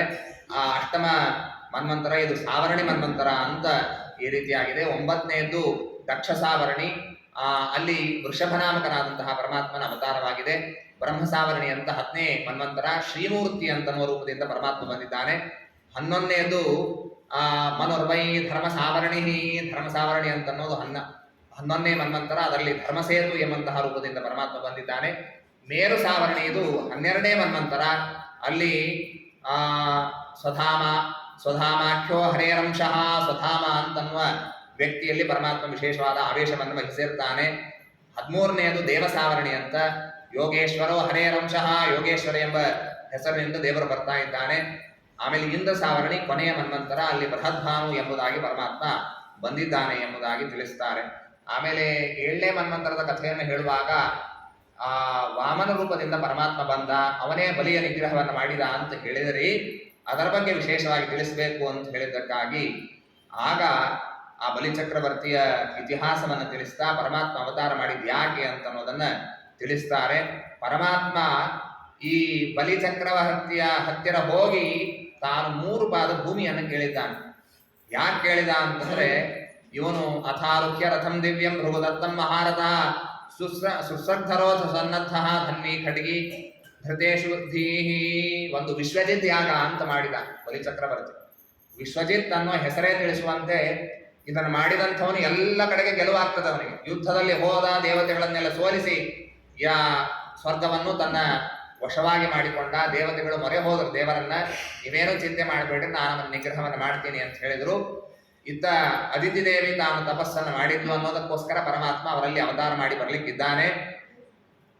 ತಸ್ಮಾನ್ ನಿಲಯ ಉತ್ಸೃಜ್ಯ ಯೂಯಂ ಸರ್ವೇ ತ್ರಿವಿಷ್ಟಪಂ, ಸ್ವರ್ಗವನ್ನು ಬಿಟ್ಟು ತಾತ್ಕಾಲಿಕವಾಗಿ ನೀವು ಬೇರೆ ಬೇರೆ ಕಡೆಗಿರ್ರಿ ಅಂತ ಈ ರೀತಿಯಾಗಿ ಪರಮಾತ್ಮ ಇಂದ್ರಾದಿಗಳಿಗೆ ಆದೇಶವನ್ನು ಮಾಡಿದ್ದ. ಆ ಅದಿತಿ ದೇವಿಯ ಮನೆಯಲ್ಲಿ ಬಹಳ ದುಃಖದ ವಾತಾವರಣವನ್ನು ನೋಡಿ ಕಾಶ್ಯಪರು ಬಂದು ಒಂದು ಸರಿ ಕೇಳ್ತಾರೆ, ನೀನು ಎಲ್ಲ ಕಾರ್ಯಗಳನ್ನ ಸರಿಯಾಗಿ ಮಾಡ್ತಾ ಇದೆಯಲ್ಲ, ಬ್ರಾಹ್ಮಣರು ಬಂದ್ರೆ ಅವರ ಸತ್ಕಾರವನ್ನು ಮಾಡ್ತಾ ಇದೆಯೋ ಇಲ್ವೋ, ಯದಿ ನಿರ್ಯಾಂತಿದೇನೋ ನಂ ಪ್ರೇತರಾಜ ಗ್ರಹೋಪಮಾಹ, ಬಂದ ಅತಿಥಿಗಳಿಗೆ ಸತ್ಕಾರವಾಗದೇ ಇದ್ರೆ ಮನೆಯಲ್ಲಿ ಅಮಂಗಲವಾಗ್ತದೆ, ಅಗ್ನಿಗಳ ಪೂಜೆಯನ್ನು ಮಾಡ್ತಾ ಇದೆಯೋ ಇಲ್ಲೋ ಇತ್ಯಾದಿಯಾಗಿ ಕೇಳಿದಾಗ ಎಲ್ಲವನ್ನು ಮಾಡ್ತಾ ಇದ್ದೀನಿ ಅಂತ ಹೇಳಿದ್ರು. ಹಾಗಾದರೆ ನನಗೆ ಒಳ್ಳೇದಾಗಬೇಕು ಅಂತ ಕೇಳಿದ್ದಕ್ಕೆ ಅವರು ಹೇಳಿದ್ರು, ಪಯೋವ್ರತವನ್ನ ಮಾಡು, ಅದರಿಂದ ನಿನಗೆ ಒಳ್ಳೇದಾಗ್ತದೆ ಅಂತ ಹೇಳಿದ್ರು. ಪಯೋವ್ರತವನ್ನ ಫಲ್ಗುಣ ಮಾಸದಲ್ಲಿ ಪಯೋವ್ರತವನ್ನ ಮಾಡಿದ್ದಾಳೆ. ಶ್ರೀನಿವಾನ್ಯಾಂ ಮೃತಾಲಿಪ್ಯ ಸ್ನಾಯ ಕ್ರೋಢ ವಿದೀರ್ಣಯ. ಈ ಅರಣ್ಯದ ಏನು ಸೂಕರ ಇರ್ತದೆ, ಹಂದಿ ಇರ್ತದೆ, ಅದರ ಒಂದು ಕೂದಲು ಅದನ್ನು ತೆಗೆದುಕೊಂಡು ಮಣ್ಣನ್ನು ಕಿತ್ತಿ ಅದರಿಂದಾಗಿ ತಾನು ಸ್ನಾನವನ್ನು ಮಾಡಬೇಕು. ಅಲ್ಲೆಲ್ಲ ಭಗವಂತನ ಆರಾಧನೆಯನ್ನು ವಿಶೇಷವಾಗಿ ತಿಳಿಸಿಕೊಟ್ಟಿದ್ದಾರೆ. ನಮಸ್ತುಭ್ಯಂ ಭಗವತೆ ಪುರುಷಾಯ ಮಹೀಯಸೆ ಸರ್ವಭೂತ ನಿವಾಸಾಯ ವಾಸುದೇವಾಯ ಸಾಕ್ಷಿಣೇ ಅಂತನ್ನುವಂತಹ ಎಲ್ಲ ಮಂತ್ರಗಳನ್ನು ಹೇಳಿ ಭಗವಂತನ ಆರಾಧನೆಯನ್ನು ಮಾಡಬೇಕು. ಕೇವಲ ಹಾಲನ್ನು ಕುಡಿದು ಇದನ್ನು ಮಾಡಬೇಕು. 3 ಅಧಿಷ್ಠಾನಗಳಲ್ಲಿ ದೇವರ ಪೂಜೆಯನ್ನು ಮಾಡ್ತಕ್ಕದ್ದು. ಒಂದು ಪ್ರತಿಮೆಯಲ್ಲಿ ಕ್ಷೀರಾಭಿಷೇಕವನ್ನು ಮಾಡಿ ಷೋಡಶೋಪಚಾರ ಪೂಜೆಯನ್ನು ಮಾಡಿ ದೇವರ ಆರಾಧನೆ ಮಾಡಬೇಕು. ಅಗ್ನಿಯಲ್ಲಿ ಪ್ರತಿ ದಿವಸ ಹೋಮ ಇರ್ತದೆ, 13 ದಿವಸ ಇರ್ತದೆ. ಇದು ನಿಜವಾಗಿ 13 ದಿವಸ ಮಾಡಬೇಕಾದ ವ್ರತ. ಅದರಲ್ಲಿ ಪಾಯಸವನ್ನು ಮಾಡಿ ಆಹುತಿಗಳನ್ನು ಹಾಕಿ ಅಲ್ಲಿ ಪೂಜೆಯನ್ನು ಮಾಡಬೇಕು. ಜೊತೆಗೆ ಬ್ರಾಹ್ಮಣ ದಂಪತಿಗಳನ್ನು ಕರೆದು ಅವರಿಗೆ ಪೂಜೆಯನ್ನು ಮಾಡಿ ಅವರಿಗೆ ಊಟಕ್ಕೆ ಹಾಕಿ ವಸ್ತ್ರ ದಕ್ಷಿಣೆ ಇತ್ಯಾದಿಗಳನ್ನು ಕೊಟ್ಟು ಪೂಜೆ ಮಾಡಬೇಕು. ಅವರಲ್ಲೂ ದೇವರಿದ್ದಾರೆ ಅಂತ ತಿಳಿಬೇಕು. ಅಗ್ನಿಯಲ್ಲಿ ಸನ್ನಿಹಿತನಾದ ದೇವರು, ಪ್ರತಿಮಾದಲ್ಲಿ ಸನ್ನಿಹಿತನಾದ ದೇವರು, ಈ ರೀತಿಯಾಗಿ ತಿಳಿಬೇಕು. ಅದರ ನಿಯಮಗಳನ್ನೆಲ್ಲ ತಿಳಿಸಿದ್ದಾರೆ. ನೆಲದ ಮೇಲೆ ಮಲಗಬೇಕು, 3 ಹೊತ್ತು ಸ್ನಾನ ಮಾಡಬೇಕು, ಕಂಡ ಹಾಗೆ ಹರಟಿ ಹೊಡೆಯುವಾಗಿಲ್ಲ, ಬರೀ ಹಾಲು ಕುಡಿಬೇಕು. ಎಷ್ಟು ಅಂತಂದ್ರೆ ಹೋಮ ಮುಗಿದಾದ ಮೇಲೆ ಸ್ವಲ್ಪ ಉಳಿದಿರ್ತದೆ ನೋಡ್ರಿ, ಆ ಹಾಲನ್ನು ಮಾತ್ರ ಕುಡಿದು ಇರಬೇಕು. ಕೆಲವ್ರು ಏನ್ ಮಾಡ್ತಾರೆ, ಕುಡಿಬೇಕಾಗಿದೆ ಅನ್ನೋ ಸಲುವಾಗಿ ಹಾಲೇ 5 ಲೀಟರ್ ಮಾಡಿ ಒಂದು ವಾಟಕದೊಳಗೆ ಹೋಮ ಮುಗಿಸಿ ಆಮೇಲೆ 4.5 ಲೀಟರ್ ಕುಡಿದು ಮಾಡ್ತಾರೆ. ಹಾಗೆ ಮಾಡೋದಲ್ಲ. ಉಳಿದ ಎಲ್ಲ ಹೇಗ್ ಮಾಡ್ತೀರಿ ನೀವು? ಆಚಾರ ಹೇಳಿರ್ತಾರೆ, ನಾಳೆ ಹೋಮ ಇದೆ ನಿಮ್ಮ ಮನೆಯಲ್ಲಿ, ಹೋಮಾನ ಹೋಮ, ಒಂದ್ ಸ್ವಲ್ಪ ಅನ್ನ ನಮಗ್ ಬೇಕಾಗ್ತದೆ ಅಂತ ಹೇಳಿರ್ತಾರೆ. ಎಷ್ಟು ಬೇಕು ಅಂತ ಕೇಳ್ತಾರೆ ಹೆಣ್ಮಗಳು. ಎಷ್ಟು ಬೇಕ್ರಿ ಆಚಾರ್ಯ? ಅರ್ಧ ಲೋಟ ಸಾಕಾಗ್ತದೋ ಇಲ್ಲೋ? ಸಾಕು ಅಂತಂದ್ರೆ ಅಷ್ಟೇ ಹಾಗಾದ್ರೆ ಆಚಾರ ಅರ್ಧ ಲೋಟ ಅಂತ ಹೇಳಾರ, ಅದಕ್ಕಿಂತ ಸ್ವಲ್ಪ ಕಡಿಮೆ ಮಾಡೋಣ, ಉಳಿಯೋದು ಬಹಳ ಉಳಿಬಾರ್ದು ಅಂತ. ಆ ನಿಟ್ಟಿನಲ್ಲಿ ಪಾಯಸ ಮಾಡ್ಬೇಕು. ಪಾಯಸ ಬಹಳ ಉಳಿಬಾರ್ದು ಅಂತ ಮಾಡಬೇಕು. ಹೀಗಾಗಿ ಅದನ್ನ ಕುಡಿದು ಮಾಡತಕ್ಕದ್ದು. ಅಂತೂ ಎಲ್ಲೂ ವಿಶೇಷವಾಗಿ ಇಷ್ಟೇ ಕುಡಿಬೇಕು ಅಷ್ಟೇ ಕುಡಿಬೇಕು ಅಂತ ಹೇಳಲಿಲ್ಲ. ಆ ನಿಟ್ಟಿನಲ್ಲಿ ನಮಗೆ ಬಹಳ ತೊಂದರೆ ಆಗ್ತಿತ್ತು, ಮಾಡ್ಲಿಕ್ಕೆ ಆಗೋದಿಲ್ಲ, ಇಷ್ಟೇ ಸ್ವಲ್ಪ ಕುಡಿಬೇಕು ಆಚಾರ್ಯ, ಹಾಗಾದ್ರೆ ನಾವು ಪಯೋವ್ರತ ಮಾಡೋದಿಲ್ಲ ಅಂತ ಅನ್ನೋಕ್ಕಿಂತ ಸ್ವಲ್ಪ ಹಾಲು ಹೆಚ್ಚು ಕುಡಿದು ಮಾಡಿದ್ರೆ ತಪ್ಪಿಲ್ಲ. ಅದು ಕೆಳಗಿನ ಮಟ್ಟದ್ದಾಗತ್ತೆ, ಇಷ್ಟೇ ತಪ್ಪಲ್ಲ. ಆದಷ್ಟು ವೃತ ನಿಯಮಗಳ ಅಭಿಪ್ರಾಯ ಇರೋದು ಏನು ಇರ್ತದೆ ಅಂತಂದ್ರೆ ದೇಹ ದಂಡನೆ ಆಗಬೇಕು, ಆಗಲೇ ಅದು ವೃತ ಅಂತ ಅನಿಸಿಕೊಳ್ಳುತ್ತದೆ. ಈಗ ಮೊಸರಿನ ವ್ರತ ಇರ್ತದೆ ನೋಡ್ರಿ, ಎಲ್ಲರೂ ಮಾಡಿರ್ತಾರೆ. ಇದನ್ನ ಚಾತುರ್ಮಾಸ್ಯದ ಬೇರೆ ವ್ರತಗಳನ್ನು ಮಾಡ್ಲಿ ಬಿಡ್ಲಿ, ಮೊಸರಿನ ವ್ರತ ಮಾತ್ರ ಎಲ್ಲಾರು ಮಾಡಿರ್ತಾರೆ. ಯಾಕೆ? ಏನೋ ತೊಂದರೆ ಆಗೋದಿಲ್ಲ. ಎಷ್ಟು ನೀರು ಹಾಕಬೇಕು ಯಾರು ಹೇಳೋರು? 1 ಲೀಟರ್ ಮೊಸರಿಗೆ ಒಂದು ಅರ್ಧ ವಾಟಕ ನೀರು ಹಾಕಿ ಕಡದ ಹಾಗೆ ಮಾಡಿಬಿಟ್ರೆ ಮುಗಿದು ಹೋಯ್ತು. ಅದು ಮೊಸರಿದ್ದ ಹಾಗೆ ಇರ್ತದೆ, ಮೊಸರಿನ ವ್ರತ ಮುಗಿದು ಹೋಗುತ್ತೆ. ಹಾಗಿಲ್ಲ. ನಿಜವಾಗಿ ಅದನ್ನು ಹೇಗೆ ಹೇಳಿದ್ದಾರೆ ಅಂದ್ರೆ, ಮೊದಲು ಕೆನೆಯೆಲ್ಲ ಬೇರೆ ತೆಗಿಬೇಕು. ಮೊಸರಿನ ವ್ರತ ಮಾಡೋರು ತಿಳಿಯಿರಿ. ಅಂದ್ರೆ ನಿಜವಾಗಿ ಬಹಳ ಕಷ್ಟ ವ್ರತ ಅಂದ್ರೆ ಮೊಸರಿನ ವ್ರತ ಒಂದರ್ಥದಲ್ಲಿ. ಯಾಕೆ ಅದನ್ನ ಸುಲಭ ಅಂತ ನಾವು ತಿಳಿದಿದ್ದೀವಿ, ಎಲ್ಲೋ ಹೋಗಿ ವ್ರತ ಭಂಗ ಆಗಿ ಹೋಗ್ತದೆ. ಅದನ್ನ ತೆಗೆದು 1ಕ್ಕೆ 10ರಷ್ಟು ನೀರು ಹಾಕಬೇಕು, ಆಮೇಲೆ ಅದನ್ನು ಕಡಿಬೇಕು. ಅದರಲ್ಲೂ ಏನು ಬೆಣ್ಣೆ ಬರ್ತದೆ ಅದನ್ನು ತೆಗಿಬೇಕು, ಆಮೇಲೆ ಅದನ್ನು ಮಜ್ಜಿಗೆ ಹಾಕೊಂಡ್ರೆ ಅದು ಮೊಸರಿನ ವ್ರತ ಮಾಡಿದ ಹಾಗೆ. ಅಂತೇನೆ ಕೆಲವು ಎಲ್ಲ ಶಿಷ್ಟರು ಏನ್ ಮಾಡ್ತಾರೆ ಅಂದ್ರೆ ಇಷ್ಟೆಲ್ಲ ಮಾಡ್ಲಿಕ್ಕೆ ಆಗೋದಿಲ್ಲ ಅನ್ನೋ ಸಲುವಾಗಿ 1 ತಿಂಗಳು ಮೊಸರು ತಿನ್ನೋದೇ ಬಿಟ್ಬಿಟ್ಟಿರ್ತಾರೆ ಅವರು. ಮೊಸರು ಮಜ್ಜಿಗೆ ಏನೂ ತಿನ್ನೋದಿಲ್ಲ. ಹೀಗಾಗಿ ವ್ರತ ಮಾಡೋದು ಅಂದ್ರೆ ಏನಿರ್ಬೇಕು ಅಂದ್ರೆ ದೇಹದಲ್ಲಿ ತೊಂದರೆ ಆಗಬೇಕು, ಕೃಷಿ ಆಗಬೇಕು. ಅಂಥ ವ್ರತಗಳು ಪಯೋವ್ರತ ಮಾಡಿದ್ರೆ ಯಾರ್ಯಾರಿಗೆ ವೇಟ್ ಲಾಸ್ ಮಾಡಬೇಕು ಅಂತಿದೆ ಅವ್ರು ಅವಶ್ಯವಾಗಿ ಇದನ್ನು ಮಾಡಬೇಕು. ವೇಟ್ ಲಾಸಿಗೆ ಮಾಡಬೇಕಲ್ಲ, ದೇವರ ಪ್ರೀತ್ಯರ್ಥವಾಗಿ ಮಾಡಬೇಕು. ಇದು ಆನುಷಂಗಿಕವಾಗಿ ಈ ಫಲವು ಕೂಡ ಬರ್ತದೆ. ಆ ರೀತಿಯಾಗೆಲ್ಲ ಹೇಳಿದ್ದಾರೆ. ಅದನ್ನ ಮಾಡಿದ್ದಾಳೆ. ಏತತ್ ಪಯೋವ್ರತಂ ನಾಮ ಪುರುಷಾರಾಧನಂ ಪರಂ. ಅದನ್ನ ಮಾಡಿದ್ದು ಆಗ ಪರಮಾತ್ಮ ಆವಿರ್ಭೂತನಾಗಿ ತಾನು ಅನುಗ್ರಹವನ್ನು ಮಾಡಿದ್ದಾಳೆ. ತಸ್ಯಾ ಪ್ರಾದುರಭೂತ್ ತತ್ರ ಭಗವಾನ್ ಆದಿಪುರುಷಃ ಪೀತವಾಸಾಶ್ಚ ಚತುರ್ಬಾಹು ಶಂಖಚಕ್ರ ಗದಾಧರ. ಶಂಖಚಕ್ರ ಗದಾ ಪದ್ಮಗಳನ್ನು ಹಿಡಿದುಕೊಂಡು ಪರಮಾತ್ಮ ತಾನು ಬಂದಿದ್ದಾನೆ. ಏನ್ ಹೇಳಬೇಕು ಬರಲಿಲ್ಲ, ಮುಖದಿಂದ ಸ್ತುತಿ ಬರಲಿಲ್ಲ. ಅದಿತಿ ದೇವಿಗೆ ಪ್ರೀತ್ಯ ಶನೈರ್ ಗದ್ಗದಯಾಗಿರಾಹರಿಂ, ಗದ್ಗದವಾದ ಕಂಠದಿಂದ ಪರಮಾತ್ಮನ ಸ್ತೋತ್ರವನ್ನ ಮಾಡಿದ್ದಾಳೆ. ಯಜ್ಞೇಶ ಯಜ್ಞ ಪುರುಷಾಚ್ಯುತ ತೀರ್ಥಪಾದ ತೀರ್ಥ ಶ್ರವಶ್ರವಣ ಮಂಗಲ ನಾಮಧೇಯ ಆಪನ್ನಲೋಕ ವೃಜಿನೋಪಶಮೋ ಶಮೋದಯಾದ್ಯ ಶಂ ನ ಕೃತೀಶ ಭಗವನ್ ನಮಸನ್ನನಾಥ. ಸ್ವಾಮಿ ನನಗೆ ಅನುಗ್ರಹ ಮಾಡು ಅಂತ ಹೇಳಿದ್ದಾಳೆ. ಆಯಿತು ಅಂತ ಹೇಳಿ ಮಮಾರ್ಚನಂ ನಾರ್ಹತಿ ಗಂತು ಮನ್ಯಥಾ. ದೇವರು ಹೇಳಿದ ನನ್ನ ಪೂಜೆ ವ್ಯರ್ಥವಾಗಿ ಹೋಗೋದಿಲ್ಲ. ಇದು ಅದಿತಿ ದೇವಿ ಹೇಳಿದ್ದಲ್ಲ, ಇದು ನಮ್ಮೆಲ್ಲರಿಗೂ ದೇವರು ಹೇಳಿದ್ದಾನೆ. ಮಮಾರ್ಚನಂ ನಾರ್ಹತಿ ಗಂತು ಮನ್ಯಥಾ. ದೇವರ ಪೂಜೆ ಮಾಡಿದ್ದೀವಿ, ದೇವರ ಆರಾಧನೆ ಮಾಡಿದ್ದೀವಿ ಅಂದ್ರೆ ಅದಕ್ಕೆ ಒಳಿತಾಗಿಯೇ ಆಗ್ತದೆ. ಅದನ್ನ ನಾವು ತಿಳಿಬೇಕು. ನಿನಗೆ ದೇವಗುಖ್ಯವಾದ ಒಂದು ಮಾತು ಹೇಳ್ತೇನೆ ಕೇಳು. ನಾನೇ ಶೀಘ್ರದಲ್ಲಿ ನಿನ್ನ ಗರ್ಭದಲ್ಲಿ ಸನ್ನಿಹಿತನಾಗ್ತೀನಿ ಅಂತ ಪರಮಾತ್ಮ ಹೇಳಿದ್ದ. ಅಂತೇನೆ ಅವನ ಮಾತಿನಂತೆ ಮುಂದೆ ಸ್ವಲ್ಪೇ ದಿವಸಕ್ಕೆ ಪ್ರಸವ ಆಗಿದೆ. ಸಾಕ್ಷಾತ್ ಪರಮಾತ್ಮ ತಾನು ಆವಿರ್ಭೂತನಾಗಿ ತಾನು ಬಂದಿದ್ದಾನೆ. ಭಾದ್ರಪದ ಶುಕ್ಲ ದ್ವಾದಶಿಯ ದಿವಸ ವಾಮನ ಜಯಂತಿ ಅಂತೆ ಪ್ರಸಿದ್ಧವಾದದ್ದು. ಮಧ್ಯಾಹ್ನದಲ್ಲಿ ವಿಜಯ ನಾಮ ಸಾಪ್ರೋಕ್ತ ಯಸ್ಯಾಂ ಜನ್ಮ ವಿದುರಹರೇಹೇ ವಿಜಯ ಅಂತ ಅದಕ್ಕೆ ಕರೀತಾರೆ. ಅಂಥ ದಿವಸ ಪರಮಾತ್ಮ ಹುಟ್ಟಿದ ಕೂಡಲೇ 8 ವರ್ಷದ ಬಾಲಕನಾದ ಅವನ ಉಪನಯನವನ್ನ ಮಾಡಿದ್ದಾರೆ. ತಂಬಟುಂ ವಾಮನಂ ದೃಷ್ಟ ಮೋದಮಾನ ಮಹರ್ಷಯ ಕರ್ಮಾಣಿ ಕಾರಯಾಮಾಸು ಪುರಸ್ಕೃತ್ಯ ಪ್ರಜಾಪತಿ. ಆ ಉಪನಯನ ಸಂಸ್ಕಾರವನ್ನು ಮಾಡಿದ್ದಾರೆ. ಸಾವಿತ್ರಿ ಆ ಮಂತ್ರವನ್ನ ಸಾಕ್ಷಾತ್ ಸೂರ್ಯನೇ ಬಂದು ಹೇಳಿದ್ದಾನೆ. ಬೃಹಸ್ಪತ್ಯಾಚಾರ್ಯರು ಯಜ್ಞೋಪವೀತವನ್ನು ಕೊಟ್ಟಿದ್ದಾರೆ. ಮೇಖಲವನ್ನ ಕಶ್ಯಪರು ಕೊಟ್ಟಿದ್ದಾರೆ. ಆಮೇಲೆ ಕೃಷ್ಣಾಜಿನವನ್ನ ಭೂಮಿ ತಂದು ಕೊಟ್ಟಿದೆ. ದಂಡವನ್ನ ಚಂದ್ರ ತಂದು ಕೊಟ್ಟಿದ್ದಾನೆ. ಕೌಪೀನವನ್ನ ತಾಯಿ ಅದಿತಿ ದೇವಿ ತಂದು ಕೊಟ್ಟಿದ್ದಾಳೆ. ಹೀಗೆ ಒಬ್ಬೊಬ್ಬ ದೇವತೆಗಳು ಬಂದು ಪರಮಾತ್ಮನ ಸೇವೆಯನ್ನ ಮಾಡಿದ್ದಾರೆ. ಆ ಪರಮಾತ್ಮ ಮುಂಜು ಯಾದ ಕೂಡಲೇ ಭೃಗುಕಚ್ಛದಲ್ಲಿ ಇವತ್ತಿನ ಬರುವ ಚಂದಿಯನ್ನು ಕರೀತಾರೆ ಗುಜರಾತಿನೊಳಗೆ, ಅಲ್ಲಿ 3ನೇ ಅಶ್ವಮೇಧ ಯಾಗವನ್ನು ಮಾಡ್ತಾ ಇದ್ದ ಅವಲಿ ಚಕ್ರವರ್ತಿ. ಪರಮಾತ್ಮ ಕೂಡಲೇ ತಾನು ಅಲ್ಲಿಗೆ ಹೊರಟು ಬಿಡ್ತಾನೆ. ಜಗಾಮ ತತ್ರಾಖಿಲ ಸಾರ ಸಂಭೃತು ಭಾರೇಣ ಗಾಂ ಸನ್ನ ಮಯನ್ ಪದೇ ಪದೇ. ಒಂದೊಂದು ಹೆಜ್ಜೆ ಇಟ್ಟರೆ ಭೂಮಿ ನಡಗಬೇಕಂತ. ಉಪನಯನ ಆದ ಒಟುವಿನಲ್ಲೇ ಬ್ರಹ್ಮವರ್ಚಸ್ಸು ಇರುತ್ತದೆ. ಅಂಥ ಸಾಕ್ಷಾತ್ ದೇವರೇ ಇದ್ದಾನೆ.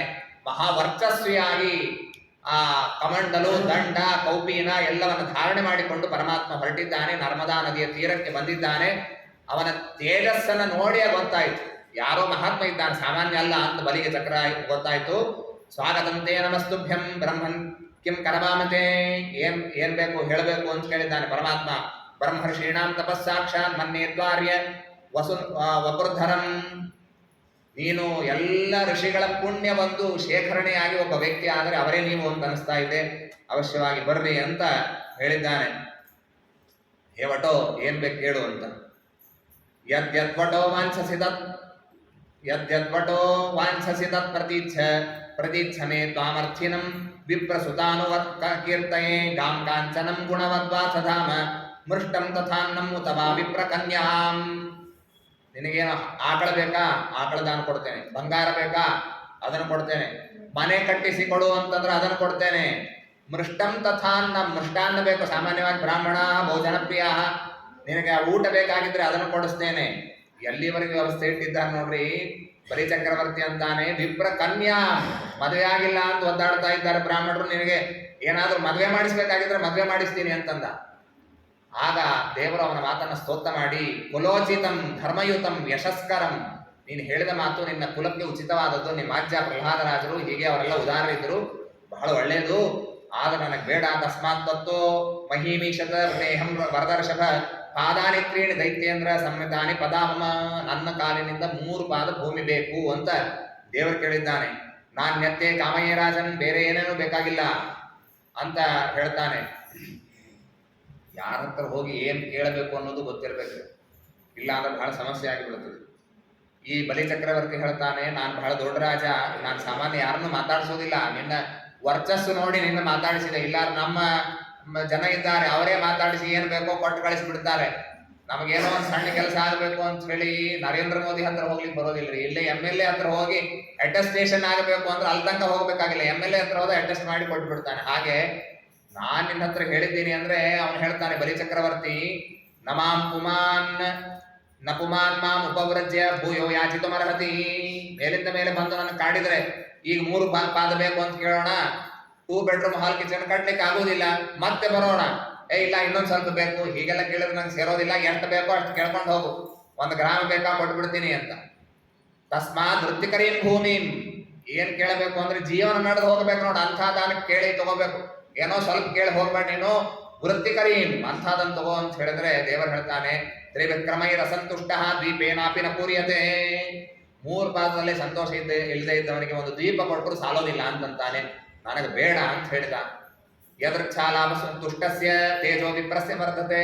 ಬ್ರಾಹ್ಮಣರು ಹೇಗಿರಬೇಕು ಅಂದ್ರೆ, ಇನ್ನೂ ಹೆಚ್ಚು ಕೊಡ್ತೀರಾ, ಹಾಗಾದ್ರೆ ಕೊಡ್ರಿ, ಅದನ್ನು ಕೊಡ್ತೀರಾ, ಇನ್ನೂ ಕೊಡ್ರಿ, ಇನ್ನೂ ಕೊಡ್ರಿ, ಹೀಗೆ ಅನ್ಬಾರ್ದು.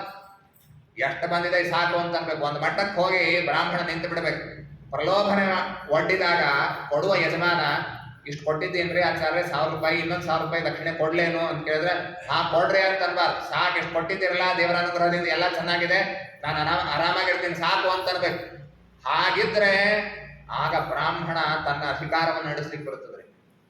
ಈ ಯಜಮಾನ ಕೊಡುವಾಗ ಈಗ 1000 ರೂಪಾಯಿ ಕೊಟ್ಟಿರ್ತಾನೆ, ಮುಂದೆ ಇನ್ನೊಂದು 1000 ರೂಪಾಯಿ ಕೊಡ್ಲೇನ್ರಿ ಅಂತ ಹೇಳಿ ಬಿಡಕ್ಕೆ ಹಾಕಿ ಕೊಟ್ಟಿರ್ತಾನೆ. ಮುಂದಿನ ಸರಿ ಏನಂತಾನೆ ಅಂದ್ರೆ, ಆಚಾರ್ಯ ಈ ಸರಿ ನಮ್ಮ ಹತ್ರ ಬಹಳ ಹಣ ಇಲ್ಲ, ಹಾಗೆ ಮಾಡಿಸಿ ಹೋಗ್ಬಿಡ್ರಿ, ಮುಂದಿನ ಸರಿ ದಕ್ಷಿಣೆ ನೋಡಿದ್ರಾಯ್ತು ಅಂತಂತಾನೆ. ಅವಾಗ ಅಧಿಕಾರ ಮಾಡ್ಲಿಕ್ಕೆ ಬರುವುದಿಲ್ಲ ಅವನಿಗೆ, ಯಾಕೆ ಅವನು ಬಿಡಕ್ಕೆ ಬಿದ್ದಿರ್ತಾನೆ. ಅದಕ್ಕಾಗಿ ಒಟುವಾಗಿ ಪರಮಾತ್ಮ ಹೇಳ್ತಾನೆ, ಮಾಮರೂಪಿಯಾದ ಪರಮಾತ್ಮ ಯಾರು ಬಿಡಕ್ಕೆ ಬೀಳಬಾರ್ದು, ಇಷ್ಟು ಸಾಕು ನನಗೆ ಅಂತ ನಿಲ್ಲಬೇಕು ಅಂತ ಹೇಳಿದ್ದಾನೆ. ಅವನಿಗೆ ಆ ಬ್ರಹ್ಮ ವರ್ಚಸ್ಸು ಬೆಳೀತದೆ, ಅದಕ್ಕಾಗಿ ನನಗಿಷ್ಟೇ ಸಾಕು ಅಂತ ಹೇಳ್ತಾನೆ. ಆಯ್ತು ಹಾಗಾದ್ರೆ ತಗೋ ಅಂತ ಹೇಳ್ತಾ ಇದ್ದಾನೆ. ತಸ್ಮಾತ್ 3 ಪದಾನ್ಯೇವ ವೃಣೇ ತ್ವದ್ವರದರ್ಶಭ, ನಿನ್ನಿಂದ 3 ಪಾದ ಭೂಮಿಯೇ ಬೇಕು ಅಂತ. ಅಷ್ಟರಲ್ಲಿ ಶುಕ್ರಾಚಾರ್ಯ ಗಡಿಬಿಡಿಸಿಕೊಂಡು ಬಂದು ಕೊಡಬೇಡ ಅಂತ ಹೇಳ್ತಾರ. ಇವ್ರು ಯಾರೋ ಸಾಮಾನ್ಯ ಅಂತ ತಿಳಿಬೇಡ, ಇವನು ಸಾಕ್ಷಾತ್ ದೇವರೇ ಬಂದಿದ್ದಾನೆ. ವಿಷ್ಣವೇಕ್ಷ್ಮಾಂ ಪ್ರದಾಸ್ಯಂತಂ ಉಶನ ಅಸುರೇಶ್ವರಂ. ಎಲೆ ವೈರೋಚನಿ, ವಿರೋಚನ ಮಗನೇ ಕೊಡಬೇಡ, ಇವನು ಎಲ್ಲವನ್ನ ಅಪಹಾರ ಮಾಡ್ತಾನೆ. ಕ್ರಮತೋಗಾಂ ಪದೈಕೇನ ದ್ವಿತೀಯೇನ ದಿವಂ ವಿಭೋ. 1ನೇ ಪಾದದಿಂದ ಭೂಮಿ, 2ನೇ ಪಾದದಿಂದ ಆಕಾಶ, ಎಲ್ಲ ಲೋಕಗಳು ಎಲ್ಲ ಹೋಗಿಬಿಡುತ್ತದೆ. ಹೀಗಾಗಿ ದಾನ ಎಂಥದ್ದು ಕೊಡಬೇಕು ಅಂದ್ರೆ, ನ ತದ್ದಾನಂ ಪ್ರಶಂಸಂತಿ ಏನ ವೃತ್ತಿರ್ ವಿಪದ್ಯತೆ. ಇಡೀ ತಾನೇ ಹಾಳಾಗಿ ಹೋಗೋದಾದ್ರೆ ಅಂಥ ದಾನ ಕೊಡಬಾರದು ಅಂತ ಶಾಸ್ತ್ರ ಇದೆ. ಶಾಸ್ತ್ರ ಹೇಳುವಾಗಲೂ ನಾವು ಹಾಳಾಗಿ ದಾನ ಕೊಡ್ರಿ ಅಂತ ಹೇಳೋದಿಲ್ಲ, ಒಂದು ಸರಿಯಾದ ಬ್ಯಾಲೆನ್ಸ್ ಅನ್ನು ಮೇಂಟೈನ್ ಮಾಡಿ ಕೊಡಬೇಕು. ನೋಡ್ರಿ ಯಾವ ಅರ್ಥದಲ್ಲಿ ಹೇಳ್ತಾನೆ ಇದನ್ನ ಇವತ್ತು ನಾವು ಇನ್ನೊಂದು ಮುಖದಿಂದ ನೋಡಬೇಕಾಗಿದೆ. ಶುಕ್ರಾಚಾರ್ಯ ಹೇಳ್ತಾರೆ, ನಾವು ಗಳಿಸುವ ಹಣವನ್ನ 5 ಭಾಗ ಮಾಡಬೇಕು. 1 ಧರ್ಮಕ್ಕಾಗಿ, ಪುಣ್ಯ ಬರೋದಕ್ಕಾಗಿ, ಇನ್ನೊಂದು ಯಶಸ್ಸೇ, ಕೀರ್ತಿ ಬರಬೇಕು. ಇಂಥ ಮಠಗಳಲ್ಲಿ ಬೇರೆ ಬೇರೆ ಸಂಸ್ಥೆಗಳಲ್ಲಿ ಹೆಸರು ಹಾಕಿರ್ತಾರೆ ನೋಡಿ, ಇಂಥವರ ಸ್ಮರಣೆಯಲ್ಲಿ ಕೊಟ್ಟಿದ್ದಾರೆ ಅಂತ ಹಾಕಿರ್ತಾರೆ. ಆ ಕೀರ್ತಿಗಾಗಿ 1 ಭಾಗ ಬಳಸಬೇಕು. ಇನ್ನೊಂದು ಅರ್ಥಾಯ, ಇನ್ನು ಬೆಳಿಬೇಕು ಅನ್ನೋ ಸಲುವಾಗಿ ಫಿಕ್ಸ್ ಡಿಪಾಸಿಟ್ ಇಟ್ಟಿದ್ದು ಕೆಲವು.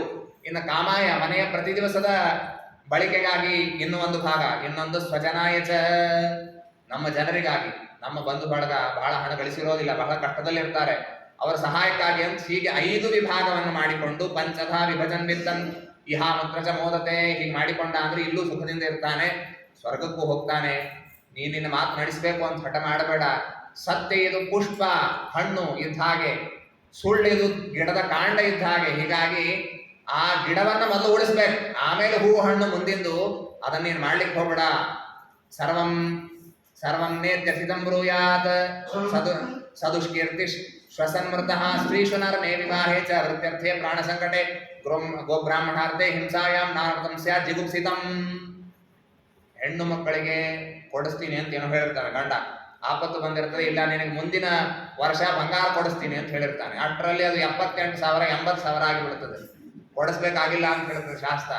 ಸ್ತ್ರೀಷು ನರ್ಮೆ, ಚಾಷ್ಟಿ ಮಾಡುವಾಗ ಹೇಳಿರ್ತಾನೆ, ಇಲ್ರಿ ನಮ್ಮನೆ ನಿಮ್ಮದೇ ಕೊಟ್ಟೆ ಬಿಡ್ತೀನಿ ಅಂತ ಹೇಳ್ತಾನೆ, ಅದು ಕೊಡಬೇಕಾಗಿಲ್ಲ. ವಿವಾಹೇಚ, ಮದುವೆ ಮಾಡೋ ಪ್ರಸಂಗದಲ್ಲಿ 1 ಕಾರ್ ಕೊಡಿಸ್ತೀನಿ ಅಂತ ಹೇಳಿರ್ತಾರೆ, ಕೊಡಿಸ್ದೇ ಇದ್ರೆ ತಪ್ಪಲ್ಲ.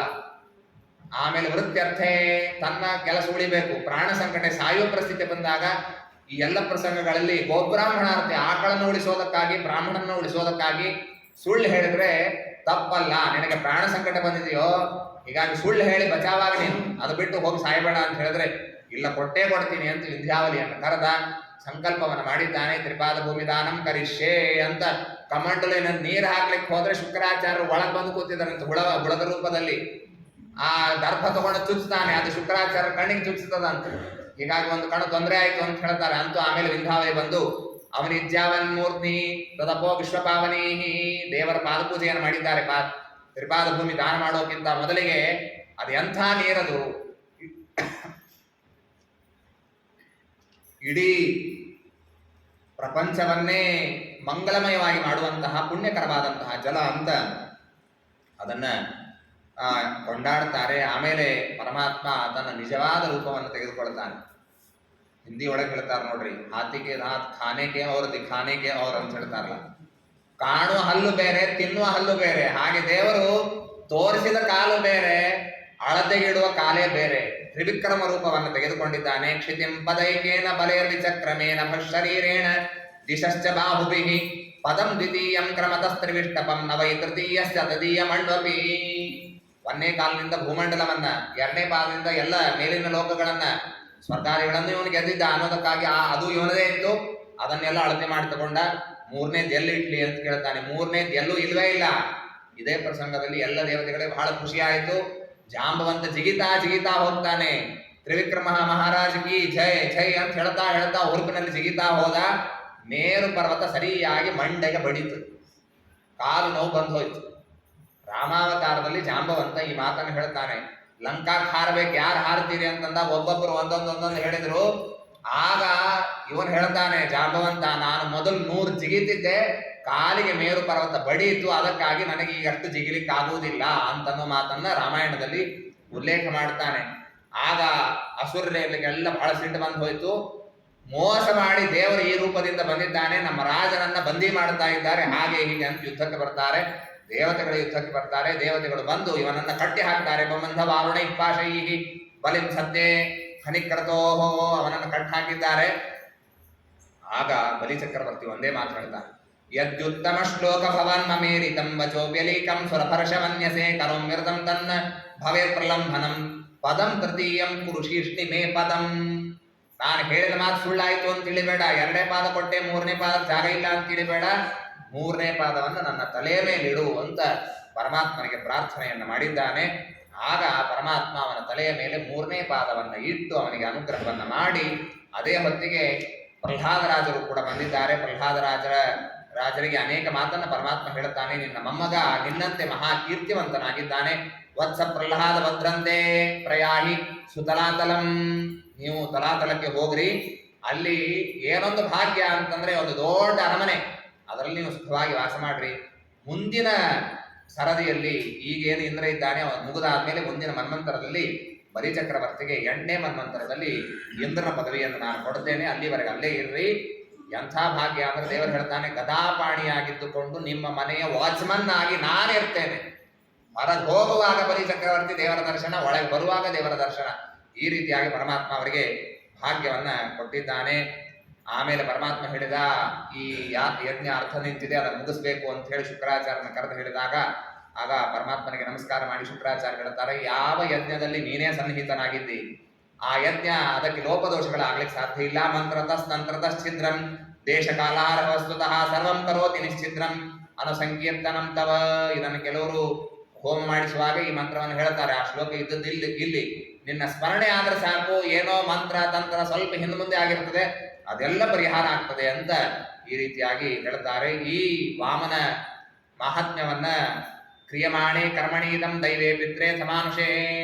ಏನೋ ದೈವಿಕವಾದಂತಹ ಕಾರ್ಯ, ಮನೆಯಲ್ಲಿ ಮದುವೆ ಮುಂಜೆ ಆಗ್ತಾ ಇದ್ರೆ ಇದನ್ನು ಹೇಳಿಸ್ಬೇಕಂತ, ಪಿತೃ ಕಾರ್ಯ ನಡೀತಾ ಇದೆ, ಶ್ರಾದ್ದ ನಡೀತಾ ಇದೆ ಅಂದ್ರೆ ಅವಶ್ಯವಾಗಿ ವಾಮನ ಪುರಾಣವನ್ನು ಹೇಳಿಸ್ಬೇಕು ಅಂತ ಈ ರೀತಿಯಾಗಿ ತಿಳಿಸಿದ್ದಾರೆ. ಆಮೇಲೆ ಕೊನೆಯ ಭಾಗದಲ್ಲಿ ದ್ರುಮಿಳ ದೇಶಕ್ಕೆ ಒಬ್ಬ ರಾಜ ಸತ್ಯವ್ರತ ಎಂಬಂತಹ ಅವನ ಹೆಸರು. ಅವನು ನದಿಯಲ್ಲಿ ಸ್ನಾನಕ್ಕೆ, ಈ ಸಂಧ್ಯಾವಂದನಕ್ಕೆ ಹೋದಾಗ ಉತ್ಸಸರ್ಜ ನದಿ ತೋಯೇ ಕ್ಷಪರೀಂ ದ್ರುಮಿಳೇಶ್ವರ, ಅರ್ಘ್ಯ ಕೊಡುವಾಗ ಬುಗಸೆಯಲ್ಲಿ ನೀರು ತಗೊಂಡಿದ್ದ, ಅದರಲ್ಲಿ ಬಂಗಾರದ ಒಂದು ಬಣ್ಣದ ಮೀನು ಬಂದ್ಬಿಡ್ತು. ಅದನ್ನು ಇನ್ನೇನು ಹಾಕಬೇಕು ಅನ್ನೋಷ್ಟರಲ್ಲಿ ಆ ಮೀನು ಹೇಳ್ತದೆ, ನನ್ನನ್ನು ಕೆಳಗೆ ಹಾಕಬೇಡ, ದೊಡ್ಡ ದೊಡ್ಡ ಮೀನೆಲ್ಲ ಅಲ್ಲಿದೆ, ನನ್ನ ತಿಂದು ಹಾಕತ್ತೆ, ನನ್ನನ್ನ ಒಂದು ಪಾತ್ರೆಯಲ್ಲಿ ಹಾಕಿ ಮನೆಗೆ ತಗೊಂಡು ಹೋಗು. ತಮಗೆಯಲ್ಲಿ ಹಾಕಿ ತಗೊಂಡು ಹೋದ. ಮಾರನೇ ದಿವಸ ಇನ್ನೂ ದೊಡ್ಡದಾಯ್ತು ಮೀನ, ಇದು ಸಾಲೋದಿಲ್ಲ ಅಂತ ದೊಡ್ಡ ಬಕೆಟ್ ಒಳಗೆ ಹಾಕಿದ, ಅದು ತುಂಬೋಯ್ತು. ಆಮೇಲೆ ಒಂದು ಸಣ್ಣ ಸರೋವರ ಕೊಯ್ದು ಹಾಕ್ದ, ಅಲ್ಲೂ ತುಂಬೋಯ್ತು. ದೇವರು ಹೇಳ್ತಾನೆ ಇದು ಸಾಲಿಲ್ಲ, ನಾನು ನದಿಗೆ ತಗೊಂಡು ಹೋಗಬೇಕು ಅಂತ ಹೇಳಿದಾಗ ನದಿಗೆ ತೆಗೆದುಕೊಂಡು ಹೋಗ್ತಾನೆ. ನದಿಯಲ್ಲಿ ಹಾಕಿದ. ಮಾರನೇ ದಿವಸ ನದಿ ನೋಡ್ತಾ ಇದ್ರೆ ಒಂದು ತಡದಿಂದ ಹಿಡಿದು ಮತ್ತೊಂದು ತಡಕ್ಕೆ ಮೀನು ಅಷ್ಟು ದೊಡ್ಡದು ಬೆಳೆದು ಬಿಟ್ಟಿದೆ. ಆಗ ದೇವರು ಹೇಳ್ತಾನೆ ಇಲ್ಲೂ ಸಾಲೋದಿಲ್ಲ, ನನ್ನ ಸಮುದ್ರಕ್ಕೆ ಹಾಕು ಅಂತ ಹೇಳಿದ. ಅವನು ಹೇಳ್ತಾನೆ ಸತ್ಯವ್ರತ ಮಹಾರಾಜ, ಇಷ್ಟು ದಿವಸ 1 ಸೆಂಟಿಮೀಟ್ರು 10 ಸೆಂಟಿಮೀಟ್ರು 20 ಮೀಟ್ರು ಹೀಗೆಲ್ಲ ಇದ್ದು ಎತ್ಕೊಂಡು ಹೋದೆ ಸ್ವಾಮಿ, ಈಗ ಇಷ್ಟು ದೊಡ್ಡ ರೂಪ ಹೇಗೆ ತಗೊಂಡು ಹೋಗ್ಲಿ ಅಂತಂದ್ರೆ ದೇವರು ಹೇಳ್ತಾನೆ ಏನು ಚಿಂತೆ ಮಾಡಬೇಡ, ಹಾರ ಆಗೋದಿಲ್ಲ, ತಗೊಂಡು ಹೋಗು ಅಂತಂದಾಗ ಥರ್ಮೋಕೋಲ್ ತಗೊಂಡು ಹೋದಾಗ ತಗೊಂಡು ಹೋಗಿ ಸಮುದ್ರಕ್ಕೆ ಹಾಕಿದ. ಆಗ ಪರಮಾತ್ಮ ಹೇಳ್ತಾನೆ ಇವತ್ತಿನಿಂದ 7ನೇ ದಿವಸಕ್ಕೆ ಈ 6ನೇ ಮನ್ವಂತರ ಮುಗಿದು ಹೋಗ್ತದೆ. ಹೀಗಾಗಿ ನೀನೇನ್ ಮಾಡ್ಬೇಕು ಅಂದ್ರೆ ಮುಂದಿನ ಮನ್ವಂತರಕ್ಕೆ, ಒಂದೊಂದು ಮನ್ವಂತರ ಆಯಿತು ಅಂತಂದ್ರೆ ಒಂದು ಮಟ್ಟಕ್ಕೆ 3 ಲೋಕ, ಭೂಹು ಭುವಃ ಸ್ವಹ, 3 ಲೋಕಗಳ ಪ್ರಳಯ ಆಗ್ತದೆ. ಮಹಾರಾಜ ಲೋಕಗಳು ಹಾಗೆ ಇರ್ತದೆ, ಅಲ್ಲೇನು ಡಿಸ್ಟರ್ಬ್ ಆಗೋದಿಲ್ಲ. ಈ 3 ಲೋಕಗಳೆಲ್ಲ ನೀರು ತುಂಬಿ ಎಲ್ಲರೂ ಸತ್ತು ಹೋಗ್ತಾರೆ. ಆಗಿದೆ. ಹೀಗಾಗಿ ನೀನೇನ್ ಮಾಡು ಅಂದ್ರೆ ಮುಂದಿನ ಮನ್ವಂತರಕ್ಕೆ ಏನೆಲ್ಲ ಬೀಜಗಳು ಬೇಕಾಗ್ತದೆ ಆ ಬೀಜವನ್ನೆಲ್ಲ ಸಂಗ್ರಹ ಮಾಡು. ಆಯ್ತು ಅಂತ ಹೇಳಿದ. ಒಂದು ನಾನೇ ಬರ್ತೀನಿ, ಅವತ್ತು ಬಂಗಾರದ ಕೋಡಿರುವಂತಹ ಒಂದು ದೊಡ್ಡ ಮೀನು ಬರ್ತದೆ, ಒಂದು ನೀನು ಬೋರ್ಡ್ ರೆಡಿ ಮಾಡಿ ನೀನು ಅದನ್ನ ಆ ಶೃಂಗಕ್ಕೆ ಹಾಕಬೇಕು, ಆ ರೀತಿಯಾಗಿ ನಿಮ್ಮನ್ನು ರಕ್ಷಣೆ ಮಾಡ್ತೀನಿ ಅಂತ ಹೇಳಿದ್ದ. ಋಷಿಗಳು, ಸಪ್ತ ಋಷಿಗಳು ಬರ್ತಾರೆ ನಿನ್ನ ಜೊತೆಗೆ ಅಂತ ಹೇಳಿದ್ದ. ಆಯ್ತು ಅಂತ ಒಪ್ಪಿದ. ಡಂಗುರ ಸಾರಿದ. ನೋಡ್ರಿ, ಇನ್ನು 7 ದಿವಸಕ್ಕೆ ಪ್ರಳಯ ಆಗ್ಲಿಕ್ಕಿದೆ. ರಾಜ ಯಾರಿಗೂ ಹೇಳಲಿಲ್ಲ, ಯಾರ್ಯಾರು ಗಿಡದ ಬೀಜಗಳನ್ನು ತಂದು ಕೊಡ್ತೀರೋ ಅವರಿಗೆಲ್ಲ ಹಣ ಕೊಡ್ತೀನಿ ಅಂತ ಹೇಳ್ಬಿಟ್ಟ. 10 ಪಟ್ಟ ಹಣ ಬೀಜಕ್ಕೆ ಎಲ್ಲರೂ ತಂದು ಕೊಟ್ರು. ಬೀಜ ಎಲ್ಲ ಸಂಗ್ರಹ ಆಯಿತು, ಸರಿಯಾಗಿ ಪ್ರಳಯ ಆಯಿತು. ಇವರೊಂದು ಆ ನಾವಿನಲ್ಲಿ ಇರ್ತಾರೆ, ಇವರ ರಕ್ಷಣೆಯನ್ನು ಪರಮಾತ್ಮ ಮಾಡ್ತಾನೆ ಅಂತ ಹೀಗೆ ಹೇಳ್ತಾರೆ. ಪ್ರಳಯ ಪಯಸಿ ಧಾತು ಸಪ್ತ ಶಕ್ತೇರ್ ಮುಖೇಭ್ಯ ಶ್ರುತಿಗಣಮಪನೀತಂ ಪ್ರತ್ಯುಪಾದತ್ತ ಹತ್ವಾ ದಿತಿಜಮ ಕಥಯಚ್ಚ ಬ್ರಹ್ಮ ಸತ್ಯವ್ರತಾಯ ತಮಜಮಖಿಲ ಹೇತುಂ ಜಿಂಹಮೀನಂ ನತೋಸ್ಮಿ ಅಂತ ಹೇಳಿ ಮತ್ಸ್ಯರೂಪಿಯಾದಂತಹ ಭಗವಂತನ ನಮಸ್ಕಾರವನ್ನು ಮಾಡ್ತಾ ಈ ಸ್ಕಂದವನ್ನು ಮುಕ್ತಾಯ ಮಾಡ್ತಾರೆ. ನವಮ ಸ್ಕಂದ ಬಹಳ ವಿಶಿಷ್ಟವಾದಂತಹದ್ದು. ಸೂರ್ಯವಂಶ ಹಾಗೂ ಚಂದ್ರವಂಶದ ರಾಜರ ಕಥೆಗಳನ್ನ ಹೇಳುವಂತಹದ್ದು. ಈ ಸತ್ಯವ್ರತ ರಾಜನೇ ಮುಂದಿನ ಮನ್ವಂತರದಲ್ಲಿ ಇವನು ವೈವಸ್ವತ ಮನುವಾಗಿ ಹುಟ್ಟಿದ್ದಾನೆ, ಸೂರ್ಯನ ಮಗನಾಗಿ ಇವನು ಹುಟ್ಟಿದ್ದಾನೆ ಅಂತ ಹೇಳುತ್ತಾರೆ. ಇದನ್ನು ಬಹಳ ವಿಸ್ತಾರ ಇದೆ, ಇದನ್ನು ಹೇಳಲಿಕ್ಕೆ ಬರುವುದಿಲ್ಲ. ಈ ಶಾಂತದೇವನ ಮಕ್ಕಳು, ಸೂರ್ಯನ ಮಗ ಶಾಂತದೇವ, ಶಾಂತದೇವನ ಮಕ್ಕಳು ಅವರೇನೆ, ಅದೇನೇ ಸೂರ್ಯವಂಶ ಬರುತ್ತದೆ. ಇವರಿಗೆ 10 ಜನ ಮಕ್ಕಳಾಗಿದ್ದಾರೆ. ಇಕ್ಷ್ವಾಕು, ನೃಗ, ಶರ್ಯಾತಿ, ದಿಷ್ಟ, ಧೃಷ್ಟ, ಕರುಷ, ನರಿಷ್ಯಂತ, ಪೃಷಧ್ರ, ನಾಭಾಗ, ನಭ ಅಂತ ಹೀಗೆ 10 ಜನ ಮಕ್ಕಳು ಹುಟ್ಟಿದ್ದಾರೆ. ಒಬ್ಬೊಬ್ಬರು ಮಹಾತ್ಮರು, ಒಬ್ಬೊಬ್ಬರ ಕಥೆಯು ಬಹಳ ದಿವ್ಯವಾದದ್ದು. ಆದರೆ ಇದು ಈ 10 ಜನ ಮಕ್ಕಳಾಗೋಕ್ಕಿಂತ ಮೊದಲು ಈ ಶಾಂತದೇವ ಅಥವಾ ವೈವಸ್ವತಮನು ಒಂದೇ, ಇಬ್ಬರ 2 ಹೆಸರು ಒಬ್ಬ ವ್ಯಕ್ತಿ. ಈ ವೈವಸ್ವತಮನು ಏನ್ ಮಾಡಿದ್ದ ಅಂದ್ರೆ ವಸಿಷ್ಠರಿಗೆ ಹೇಳಿದ್ದ, ನಮಗೆ ಒಂದು ಗಂಡು ಮಗು ಆಗಬೇಕು, ಆ ರೀತಿಯಾಗಿ ನೀವು ಯಾಗ ಮಾಡಿಸ್ಬೇಕು ಅಂತ ಹೇಳಿದ್ರು. ಆಗ ಇವರು ಹೇಳಿದ್ರು, ಇಲ್ಲ ನಾನು ಇಂದ್ರನನ್ನು ಕರೆದಿದ್ದಾನೆ ಹೋಮಕ್ಕೆ, ನಮ್ಮ ಶಿಷ್ಯರು ಬಂದು ಮಾಡಿಸ್ತಾರೆ ಅಂತ ಹೇಳಿದ್ರು. ಆಯ್ತು ಅಂತ ಮಾಡಿಸಿದ್ರು. ಮಾಡಿಸ್ಲಿಕ್ಕೆ ಬಂದಾಗ ಹೆಂಡತಿ ಏನ್ ಮಾಡಿದ್ರು ಅಂದ್ರೆ, ನಮ್ಮ ಮನೆಯವ್ರ ಗಂಡು ಅಂತ ಅಪೇಕ್ಷೆ ಇದೆ, ಆದ್ರೆ ನನಗೆ ಹೆಣ್ಣು ಅಂತ ಅಪೇಕ್ಷೆ ಇದೆ, ಹೆಣ್ಣೆ ಆಗಬೇಕು ಅಂತ ಕೇಳ್ಕೊಂಡ್ರು. ಆಯಿತು ಅಂತ ಆಹುತಿ ಹಾಕಿ ಮಾಡಿಸಿದ್ರು. ಮುಂದೆ ಹುಟ್ಟಿತು ಹೆಣ್ಣು. ಇಲಾ ಅಂತ ಹೆಸರು. ನೋಡ್ರಿ, ಆಗಿನ ಕಾಲಕ್ಕೆ ಎಷ್ಟು ಗ್ಯಾರಂಟೀಡ್ ಆಗಿ ಯಜ್ಞಯಾಗಗಳನ್ನು ಮಾಡಿಸ್ತಿದ್ರು. ವಸಿಷ್ಠರನ್ನು ಕರೆಸ್ತಾನ ಶಾಂತದೇವ, ನಾನು ಬೇಡಿದ್ದೇನು ಗಂಡಾಗಬೇಕು, ಯಾಗ ಮಾಡಿಸಿರಿ ಅಂದ್ರೆ ನೀವು ಮಾಡಿಸಿದ್ರಿ, ಆಮೇಲೆ ಹೆಣ್ಣು ಹುಟ್ಟಿತು, ಇದು ಹೇಗೆ ಅಂತ ಕೇಳಿದ್ರು. ನಮ್ಮ ದಕ್ಷಿಣೆ ವಾಪಸ್ ಕೊಡ್ರಿ, ಹೇಗೆ ಮಾಡಿಸಿದ್ರಿ ಇದನ್ನ ಅಂತನ್ನುವ ನಿಟ್ಟಿನಲ್ಲಿ ಕೇಳಿದ್ರು. ದಕ್ಷಿಣೇನು ವಾಪಸ್ ಕೇಳಲಿಲ್ಲ. ಅಂತೂ ಹೇಗಾಯ್ತಿದು ಅಂತ ಕೇಳಿದಾಗ ವಸಿಷ್ಠರು ಋಷಿಗಳು ತಮ್ಮ ಜ್ಞಾನ ದೃಷ್ಟಿಯಿಂದ ನೋಡಿ ಹೇಳ್ತಾರೆ, ಇದು ನಮ್ಮ ಶಿಷ್ಯರ ತಪ್ಪೇನಿಲ್ಲ, ನಿನ್ನ ಹೆಂಡತಿ ಹೇಳಿದ್ದು ಕೆಡ್ಕೊಂಬ ಅಂತ ಹೇಳಿದ್ರು. ಕೇಳಿದ್ರೆ ಅವಳು ಹೇಳಿದ್ದು, ಹೌದು ನನಗೆ ಹೆಣ್ಣಿನ ಅಪೇಕ್ಷೆ ಇದ್ದು, ನೀವು ಒಪ್ತಿರ್ಲಿಲ್ಲ, ಅದಕ್ಕೆ ನಾನು ಡೈರೆಕ್ಟ್ ಆಗಿ ಅವರಿಗೆ ಪೂಜರಿಗೆ ಹೇಳಿಬಿಟ್ಟೆ ಅಂತ ಹೇಳಿದ್ರು. ಆಗ ಹೊರಗೆ ಬಂದು ಹೇಳ್ತಾನೆ, ಇಲ್ಲ ಕ್ಷಮಾ ಮಾಡ್ರಿ, ನಾನು ಹೇಳಿದ್ದು ಹೆಂಡತಿ ಹೀಗೆ ಹೇಳಿದ್ದು.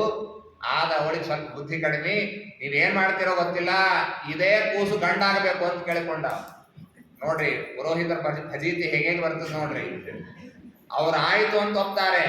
ಒಪ್ಪಿ ತಪಸ್ಸು ಮಾಡಿ ಅವನನ್ನ ಸುದ್ಯುಮ್ನನ್ನಾಗಿ ಮಾಡಿದ್ರು. ಅವನು ಗಂಡಾದ, ಯುವಕನಾದ, ಬೆಳೆದ, ಎಲ್ಲ ಆಯ್ತು, ರಾಜಕುಮಾರನಾಗಿ ಅಡ್ಡಾಡ್ತಾ ಇದ್ದ. ಒಮ್ಮೆ ಅವನು ಅಡ್ಡಾಡ್ತಾ ಹಿಮಾಲಯದ ಒಂದು ಪ್ರದೇಶಕ್ಕೆ ಹೋಗಿದ್ದ, ಕುದುರೆ ಮೇಲೆ ಕುಳಿತು ಹೋಗಿದ್ದ. ಹೊರಗೆ ಬರುವಾಗ ನೋಡ್ತಾನೆ, ಹಿಂದಿರುಗಿ ಬರ್ತಾ ಇದ್ದ, ಆ ಕುದುರೆಯೂ ಹೆಣ್ಣಾಗಿದೆ, ಇವನು ಹೆಣ್ಣಾಗಿ ಬಿಟ್ಟಿದ್ದಾನೆ. ಅವನು ಮತ್ತೆ ಅಲ್ಲಿಂದೇ ಸ್ತೋತ್ರ ಮಾಡಿದರೆ, ವಸಿಷ್ಠ ಋಷಿಗಳ ಸ್ತೋತ್ರ ಮಾಡಿದ, ಸ್ವಾಮಿ ನಾನು ಹೆಣ್ಣಾಗಿದ್ದೀನಿ, ವಾಪಸ್ ಊರಿಗೆ ಹೇಗೆ ಹೋಗ್ಲಿ, ನನ್ನನ್ನು ನೋಡಿ ನಗ್ತಾರೆ ಎಲ್ಲ ಜನ ಅಂತ ಸ್ತೋತ್ರ ಮಾಡಿದರು. ಅದು ಇಲಾವೃತ ಖಂಡ ಅಂತ ಮುಂದೆ ಇವನ ಹೆಸರು ಇಲ್ಲ, ಆ ಖಂಡಕ್ಕೆ ಇಲಾವೃತ ಖಂಡ ಅಂತ ಹೆಸರು ಬಂತು. ಅಲ್ಲಾದದ್ದೇನು ಅಂದ್ರೆ ರುದ್ರ ಪಾರ್ವತಿಯರು ವಿಹಾರ ಮಾಡ್ತಾ ಇರೋ ಪ್ರಸಂಗದಲ್ಲಿ ಒಮ್ಮೆ ಋಷಿಗಳೆಲ್ಲ ಬಂದ್ಬಿಟ್ರಂತೆ.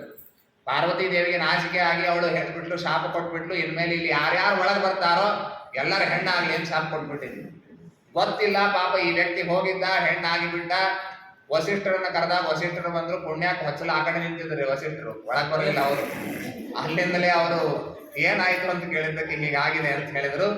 ಹಾಗಾದ್ರೆ ಆಗ ಮತ್ತೆ ಸ್ತೋತ್ರ ಮಾಡಿದ್ರು, ರುದ್ರದೇವರನ್ನು ಸ್ತೋತ್ರ ಮಾಡಿದ್ರು. ರುದ್ರದೇವರು ಹೇಳಿದ್ರು, ಇಲ್ಲ ಇದು ನಮ್ಮ ಹೆಂಡತಿ ಕೆಲಸ, ನಾನು ಪೂರ್ಣ ಇದನ್ನು ಬದಲಿ ಮಾಡ್ಲಿಕ್ಕೆ ಬರೋದಿಲ್ಲ, ಇಲ್ಲಾದ್ರೆ ಅವಳ ಕಡೆ ಬಯಸ್ಕೊಳ್ತೀನಿ, ಆದ್ರೂ ನಾನು ವಿಶಾಪ ಕೊಡ್ತೀನಿ. ಏನು ಅಂತಂದ್ರೆ ಮಾಸಂ ಪುಮಾಂಸ ಭವಿತಾ, ಮಾಸಂ ಸ್ತ್ರೀ, 1 ತಿಂಗಳು ಗಂಡು 1 ತಿಂಗಳು ಹೆಣ್ಣು, ಒಪ್ಪಿಗೆ ಇದ್ರೆ ಕೊಡ್ತೀನಿ, ಇಲ್ಲಾದ್ರೆ ಇಲ್ಲ ಅಂತಂದ್ರು. ಏನೂ ಇಲ್ಲದೆ ಇರೋಕ್ಕಿಂತ ಇದು ಒಳ್ಳೆಯದು ಅಂತ ಅದೇ ವರವನ್ನು ತೆಗೆದುಕೊಂಡು ಇಳ ಸುದ್ಯುಮ್ನ, ಗಂಡಾದಾಗ ಅವನ ಹೆಸರು ಸುದ್ಯುಮ್ನ, ಹೆಣ್ಣಾದಾಗ ಅವನ ಹೆಸರು ಇಳ. ಹೀಗಾಗಿ ಅವನು ಹೋದ. ಸಾಮಾನ್ಯವಾಗಿ ಹೆಣ್ಣು ಮಕ್ಕಳಿದ್ರೆ ಅವರ ಬಟ್ಟೆ ಬಹಳ ಇರ್ತದೆ, ಇನ್ನು 1 ತಿಂಗಳ ಹೆಣ್ಣು 1 ತಿಂಗಳ ಗಂಡು ಎಷ್ಟು ಬಟ್ಟೆ ಇತ್ತು ಗೊತ್ತಿಲ್ಲ. ಇವನಿಗೆ ನಾಚಿಕೆ ಆಗಿ ಇವನು ಏನ್ ಮಾಡ್ದ ಅಂತಂದ್ರೆ, ಯಾವಾಗ ಹೆಣ್ಣಾಗ್ತಿದ್ದ ಅವಾಗ ರಾಜ್ಯಕ್ಕೆ ಬರ್ತಿರ್ಲಿಲ್ಲ, ಸಭೆಗೆ ಬರ್ತಿರ್ಲಿಲ್ಲ, ಗಂಡಾದಾಗ ಮಾತ್ರ ಬಂದು ಫೈಲಿಗೆ ಸೈನ್ ಮಾಡುವ. ಹೀಗಾಗಿ ಎಲ್ಲರಿಗೆ ಬಹಳ ತೊಂದರೆ ಆಯ್ತು, ಏನು ಕೆಲಸ ಮುಂದೆ ಹೋಗ್ತಾ ಇಲ್ಲ ಅನ್ನೋದನ್ನು ತಿಳಿದು ಅವನು ಬೇರೆ ಕಾಡಿಗೆ ಹೋಗಿಬಿಡ್ತಾನೆ. ಅವನು ಹೆಣ್ಣಾದಾಗ ಅವನ ಜೊತೆಗೆ ಆ ಸಂಪರ್ಕ ಆಗಿ ಚಂದ್ರನಿಂದಾಗಿ ಪುರೂರವ, ಬುಧ, ಚಂದ್ರನ ಮಗ ಬುಧ ಬಂದು ಇವನಿಂದ ಮಕ್ಕಳಾಗ್ತಾರೆ. ಅವಾಗ ಅವನ ಹೆಸರು ಪುರೂರವ ಅಂತ ಅವನ ರಾಜ ಹುಟ್ಟುತ್ತಾನೆ. ಇವನಿಂದಲೇ ಮುಂದೆ ಚಂದ್ರವಂಶ ಬೆಳೀತದೆ ಅನ್ನೋದನ್ನು ತಿಳಿಸ್ತಾರೆ. ಅದಾದ ಮೇಲೆ ಹುಟ್ಟಿದವರು ಈ 10 ಜನ ಹುಟ್ಟಿದ್ದಾರೆ. ವೃಷಧ್ರ ಅಂತನ್ನುವ ಈ 8ನೇ ಮಗ ಯಮುನಾಯಾಂ ಶತಂ ಸಮಾಹ, ಯಮುನಾ ನದಿಯ ತೀರದಲ್ಲಿ 100 ವರ್ಷಗಳವರೆಗೆ ತಪಸ್ಸನ್ನು ಮಾಡಿ ಗುರುಕುಲವಾಸವನ್ನು ಮಾಡಿದ. ಗುರುಕುಲವಾಸ ಮಾಡ್ತಾ ಇರುವಾಗ ಆಗಿನ ಕಾಲದ ಗುರುಗಳ ಒಂದು ಅಧಿಕಾರ ಹೇಗಿತ್ತು ನೋಡ್ರಿ. ಇವನು ಯಾರು? ದೊಡ್ಡ ರಾಜನ ಮಗ ಇವನು. ಸ್ವಯಂ ಈ ವೈವಸ್ವತ ಮನುವಿನ ಮಗ ವೃಷಧ್ರ. ಗುರುಕುಲದಲ್ಲಿ ಅವನಿಗೊಂದು ಜವಾಬ್ದಾರಿ ಕೊಟ್ರು, ಏನು ಅಂದ್ರೆ ಆಕಳ ಕಾಯ್ಬೇಕು ನೀನು ಅಂತ ಹೇಳಿದ್ರು. ಆ ದನ ಕಾಯ್ದುಕೊಂಡು ಬಂದು ವಿದ್ಯಾರ್ಜನೆಯನ್ನು ಮಾಡುತ್ತಿದ್ದ ರಾಜಕುಮಾರ. ಒಂದು ರಾತ್ರಿಯಲ್ಲಿ ಹುಲಿ ಬಂದು ಆಕಳನ್ನು ಹೊಡಿಲಿಕ್ಕೆ ಪ್ರಯತ್ನ ಮಾಡಿದಾಗ ಇವನ ಜವಾಬ್ದಾರಿ ಇತ್ತು ನೋಡ್ರಿ ಆಕಳ ಉಳಿಸೋದು. ಹೀಗಾಗಿ ಖಡ್ಗವನ್ನ ತೆಗೆದುಕೊಂಡು ಹೊಡೆದ. ಆಮೇಲೆ ಅದು ಆಯ್ತು. ಮಾರನೇ ದಿವಸ ಬೆಳಗ್ಗೆ ಆದಾಗ ನೋಡ್ತಾರೆ, ಇವನು ಹುಲಿ ಹೊಡಿಲಿಕ್ಕೆ ಹೋಗಿ ಆಕಳನ್ನೇ ಕೊಂದುಬಿಟ್ಟಿದ್ದ. ಹುಲಿಯ ಕಿವಿ ಮಾತ್ರ ಕತ್ತರಿಸಿದ್ದು, ಆಕಳ ಸತ್ತು ಹೋಗಿತ್ತು. ಗುರುಗಳು ನೋಡಿ ಹೇಳ್ತಾರೆ, ನೀನು ಇಲ್ಲಿ ವಾಸ ಮಾಡ್ಲಿಕ್ಕೆ ನಿನಗೆ ಯೋಗ್ಯತೆ ಇಲ್ಲ, ನೀನು ಊರಿನಿಂದ ಹೊರಗೆ ಹೋಗಬೇಕು. ನಕ್ಷತ್ರ ಬಂದು ಶೂದ್ರಸ್ತಂ, ನೀನು ಕ್ಷತ್ರಿಯನಲ್ಲ, ಇವತ್ತಿನಿಂದ ನೀನು ಶೂದ್ರನಾದಿ, ನಿನಗೆ ಗಡೀಪಾರ ಮಾಡಿಬಿಟ್ರು. ಇವರೇ ಜಜ್ಮೆಂಟ್ ಕೊಟ್ಬಿಟ್ರು, ರಾಜನ ಹತ್ರ ಕರ್ಕೊಂಡು ಹೋಗ್ಲಿಲ್ಲ, ನೀನು ಊರಿನಿಂದ ಹೊರಗೆ ಹೋಗಬೇಕು ಅಂತ ಆಯ್ತು. ಅವನು ಹೊರಗೆ ಹೋಗಿ ಆಮೇಲೆ ಮುಂದೆ ಒಮ್ಮೆ ದಾವಾಗ್ನಿಯಲ್ಲಿ ಸಿಕ್ಕು ಅವನು ಸಾಯ್ತಾನೆ ಅಂತ ಹೇಳ್ತಾರೆ. ಆಮೇಲೆ ಕರುಷ, ದೃಷ್ಟ ಇವರ ಕಥೆಯನ್ನೆಲ್ಲ ಬಹಳ ಸಂಕ್ಷೇಪವಾಗಿ ಹೇಳಿದ್ದಾರೆ. ನರಿಷ್ಯಂತ ರಾಜನ ವಂಶವನ್ನೆಲ್ಲ ಬಹಳ ವಿಸ್ತಾರವಾಗಿ ಹೇಳಿದ್ದಾರೆ. ಮೀಢ್ವಾನ್ ಅಂತ ಬರ್ತಾರೆ, ಕೂರ್ಚ, ಇಂದ್ರಸೇನ, ವೀತಿಹೋತ್ರ ಅಂತ ಹೀಗೆಲ್ಲ. ನಾಭಾಗ ಅಂತ ಒಬ್ಬ ರಾಜ ಇವರ ವಂಶದಲ್ಲೂ ಬರ್ತಾನೆ, ಖನಿತ್ರ ಅಂತ ಹೀಗೆಲ್ಲ ಬಂದಿದ್ದಾರೆ. ಇವರ ವಂಶದಲ್ಲೇ ಮರುತ್ ಅಂತನ್ನುವಂತಹ ರಾಜ. ಮರುತ್ತಸ್ಯಾವ ಸಂಗ್ರಹೇ ಅವಿಕ್ಷಿತಸ್ಯ ಕಾಮ ಪ್ರಯ ವಿಶ್ವೇ ದೇವಾಸಭಾಸದ ಇತಿ. ಇವನು ಮಾಡಿದ ಯಜ್ಞದಲ್ಲಿ ದೇವತೆಗಳು ಬಂದು ಬಡಿಸ್ಲಿಕ್ಕೆ ನಿಂತಿದ್ದಾರಂತ, ಅಂತಹ ದೊಡ್ಡ ರಾಜ ಇವನು. ಅವನು ಕೂಡ ಇವರ ವಂಶದಲ್ಲಿ ಹುಟ್ಟಿದ್ದಾನೆ ಅಂತ ಹೇಳ್ತಾರೆ. ಅದಾದ ಮೇಲೆ ಶರ್ಯಾತಿ ರಾಜನ ಕಥೆಯನ್ನು ಹೇಳ್ತಾರೆ. ಇವನು ಕೂಡ ಸ್ವಯಂಭುವ, ಈ ವೈವಸ್ವತ ಮನುವಿನ ಮತ್ತೊಬ್ಬ ಮಗ, ಇವನು 3ನೇ ಮಗ. ಆ ಶರ್ಯಾತಿ ಬ್ರಹ್ಮಜ್ಞಾನಿ ಆದವನು ಒಮ್ಮೆ ಪಿಕ್ನಿಕ್ಕಿಗೆ ಹೋಗಬೇಕು ಅಂತ ಹೊರಟಿದ್ದಾನೆ. ಹೋಗುವಾಗ ಸಣ್ಣ ಮಗಳು ಸುಕನ್ಯಾ ನಾನು ಬರ್ತೀನಿ ಅಂತಂದು ಆಯ್ತು ಅಂತ ಕರ್ಕೊಂಡು ಹೋಗಿದ್ರು. ನದಿಯ ತೀರದಲ್ಲಿ ಎಲ್ಲ ವಿಹಾರ ಮಾಡ್ತಾ ಇದ್ದಾರೆ. ಆ ಹೊತ್ತಿಗೆ ಒಂದು ವಲ್ಮೀಕ ಇತ್ತು, ಅದರಲ್ಲಿ ಹೊಳೆಯುವ 2 ಪದಾರ್ಥ ಕಾಣ್ತು. ಸುಕನ್ಯಾ ಕಡ್ಡಿ ತಗೊಂಡು ಚುಚ್ಚಿ ಬಿಟ್ಲು. ಅದರ ಪ್ರಭಾವ ಏನಾಯಿತು ಅಂದ್ರೆ ಎಲ್ಲರಿಗೂ ಹೊಟ್ಟೆ ನೋವು ಆಗ್ಲಿಕ್ಕೆ ಪ್ರಾರಂಭ ಆಯ್ತು, ಬಹಳ ತೊಂದರೆ ಆಯ್ತು, ಮಲಮೂತ್ರಗಳ ತೊಂದರೆ ಆಯ್ತು. ಆಗ ಶರ್ಯಾತಿ ಗೊತ್ತಾಯ್ತು, ಯಾರೋ ಏನೋ ಮಾಡಿದ್ದಾರೆ ಅಪಚಾರ, ಯಾರೇನ್ ಮಾಡಿದ್ದೀರಿ ಹೇಳ್ರಿ ಅಂತಂದ್ರೆ ಆಗ ಸುಕನ್ಯಾ ಹೇಳಿದ್ದು, ಇಲ್ಲ ನಾನೇ ಅಲ್ಲಿ ಏನೋ ಹೊಳೆಯೋ 2 ಪದಾರ್ಥ ಇತ್ತು, ಚುಚ್ಚಿ ಬಂದೀನಿ ಅಂತಂದು. ಆಯ್ತು ತೋರಿಸ್ಬಾ ಅಂತ ಹೋದ್ರೆ ಆ ವಲ್ಮೀಕ ತೆಗೆದು ನೋಡಿದ್ರೆ ಅಲ್ಲಿ ಒಬ್ಬ ಋಷಿಗಳು ಕುಳಿತಿದ್ದಾರೆ, ಮುದಿ ಋಷಿಗಳು. ಅವ್ರು ಹೇಳಿದ್ರು, ಇಲ್ಲಿ ಚುಚ್ಚಿ ಬಿಟ್ಟು ಕ್ಷಮಾ ಮಾಡ್ರಿ ಅಂತ ಕೇಳಿಕೊಂಡ್ರೆ, ಶರ್ಯಾತಿ ಕೇಳಿಕೊಂಡ್ರೆ ಅವ್ರ ಋಷಿಗಳು ಹೇಳಿದ್ರು, ಆಯ್ತು ಕ್ಷಮಾ ಮಾಡ್ತೀನಿ, ಆದ್ರೆ ಒಂದು ನನ್ನ ಬೇಡಿಕೆ ಇದೆ. ಏನು ಅಂತಂದ್ರೆ, ನಾನು ಮದುವೆ ಆಗಿಲ್ಲ, ನಿನ್ನ ಮಗಳನ್ನು ಕೊಟ್ಟು ಮದುವೆ ಮಾಡಿದ್ರೆ ನಿಮ್ಮನ್ನು ಬಿಡ್ತೀನಿ ಅಂತ. ಸುಕನ್ಯಾ ಸಣ್ಣವಳು, ಅನಿವಾರ್ಯ ಕೊಟ್ಟು ಮದುವೆ ಮಾಡಿ ಬಂದ್ಬಿಟ್ರು. ಪಿಕ್ನಿಕ್ಕಿಗೆ ಹೋದವರು ಮದುವೆ ಮಾಡಿಕೊಂಡೇ ಬಂದ್ಬಿಟ್ಟಿದ್ರು ಮನೆಗೆ.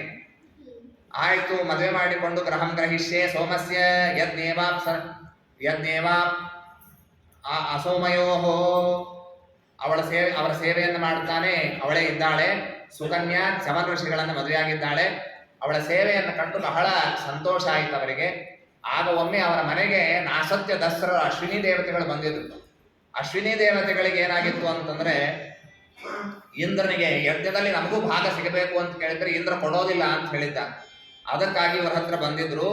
ಅವ್ರು ಹೇಳಿದ್ರು, ಪ್ರಿಯತಾಮ್ಮೆ ವಯೋರೂಪಂ ಪ್ರಮದಾನಂ ಯದೀಪ್ಸಿತಂ. ಆಗ ಹೇಳಿದ್ರು, ನೋಡ್ರಿ, ನೀವು ದೇವತೆಗಳ ವೈದ್ಯರು, ನೀವೇನ್ ಮಾಡಬೇಕು ಅಂದ್ರೆ ನನ್ನನ್ನು ಸುಂದರ ಯುವಕ ವ್ಯಕ್ತಿಯನ್ನಾಗಿ ಮಾಡ್ರಿ, ನಿಮ್ಮ ಆಹುತಿಗಳನ್ನು ನಾನು ಕೊಡಿಸ್ತೀನಿ ಅಂತ ಶಮನ್ ಋಷಿಗಳು ಹೇಳಿದ್ರು.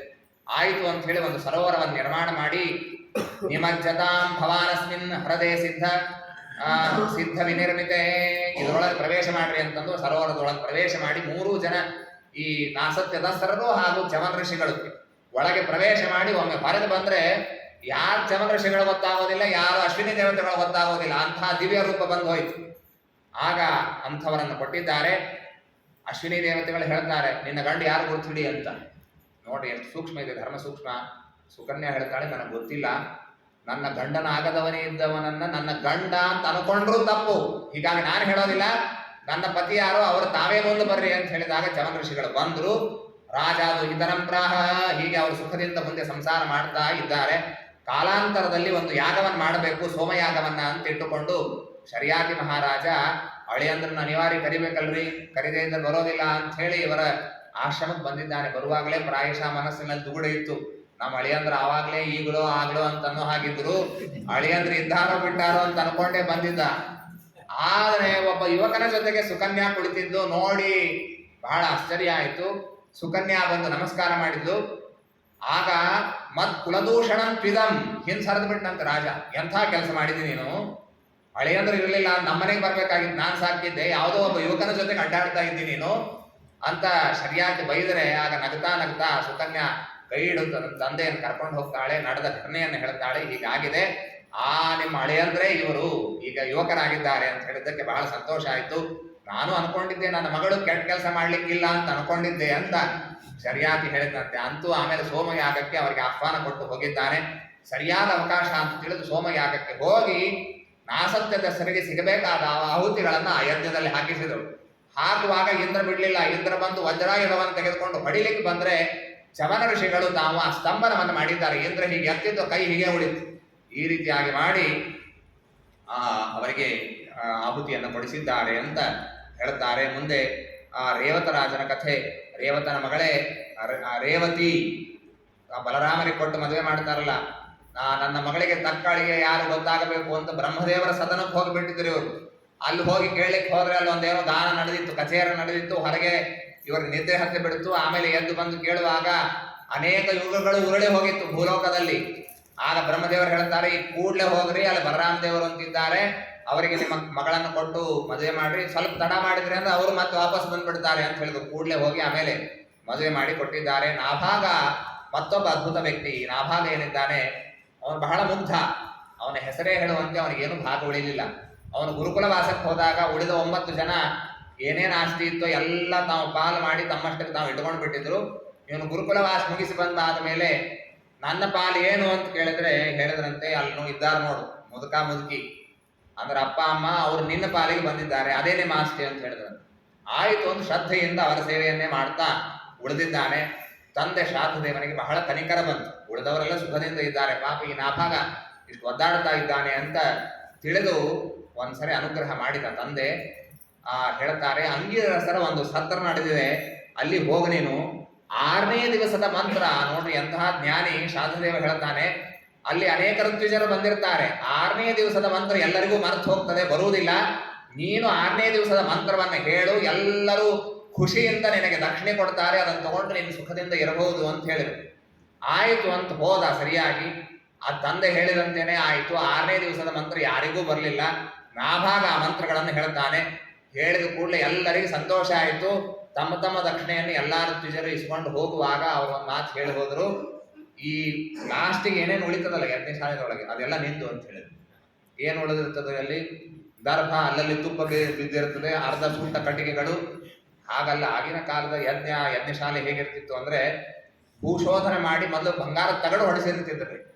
ಆಮೇಲೆ ಒಂದೊಂದು ಬಂಗಾರದ ಪಾತ್ರೆಗಳು ಸುರುವ ಬಂಗಾರದ್ದು ಎಲ್ಲಾ ನಿಂದು ಅಂತ ಹೇಳಿದ್ರು ಋತ್ವಿಜರು. ಆಯ್ತು ಅಂತ ಬಹಳ ಖುಷಿ ಪಟ್ಟು ಏನೇನು ಸಿಕ್ತೋ ಎಲ್ಲ ತಗೊಂಡು ಒಂದು ದೊಡ್ಡ ಬಟ್ಟೆಯಲ್ಲಿ ಕಟ್ಕೊಂಡು ಹೊರಲಾರದೆ ಹೊತ್ತು ತಗೊಂಡು ಹೊರಟಿದ್ದಾನೆ. ಒಬ್ಬ ಕಪ್ಪು ಬ್ರಾಹ್ಮಣ ಎದುರಿಗೆ ಬಂದ. ಅವನು ಹೇಳ್ದ, ಇದೆಲ್ಲ ನಂದು, ನನಗ್ ಕೊಡು ಅಂತ.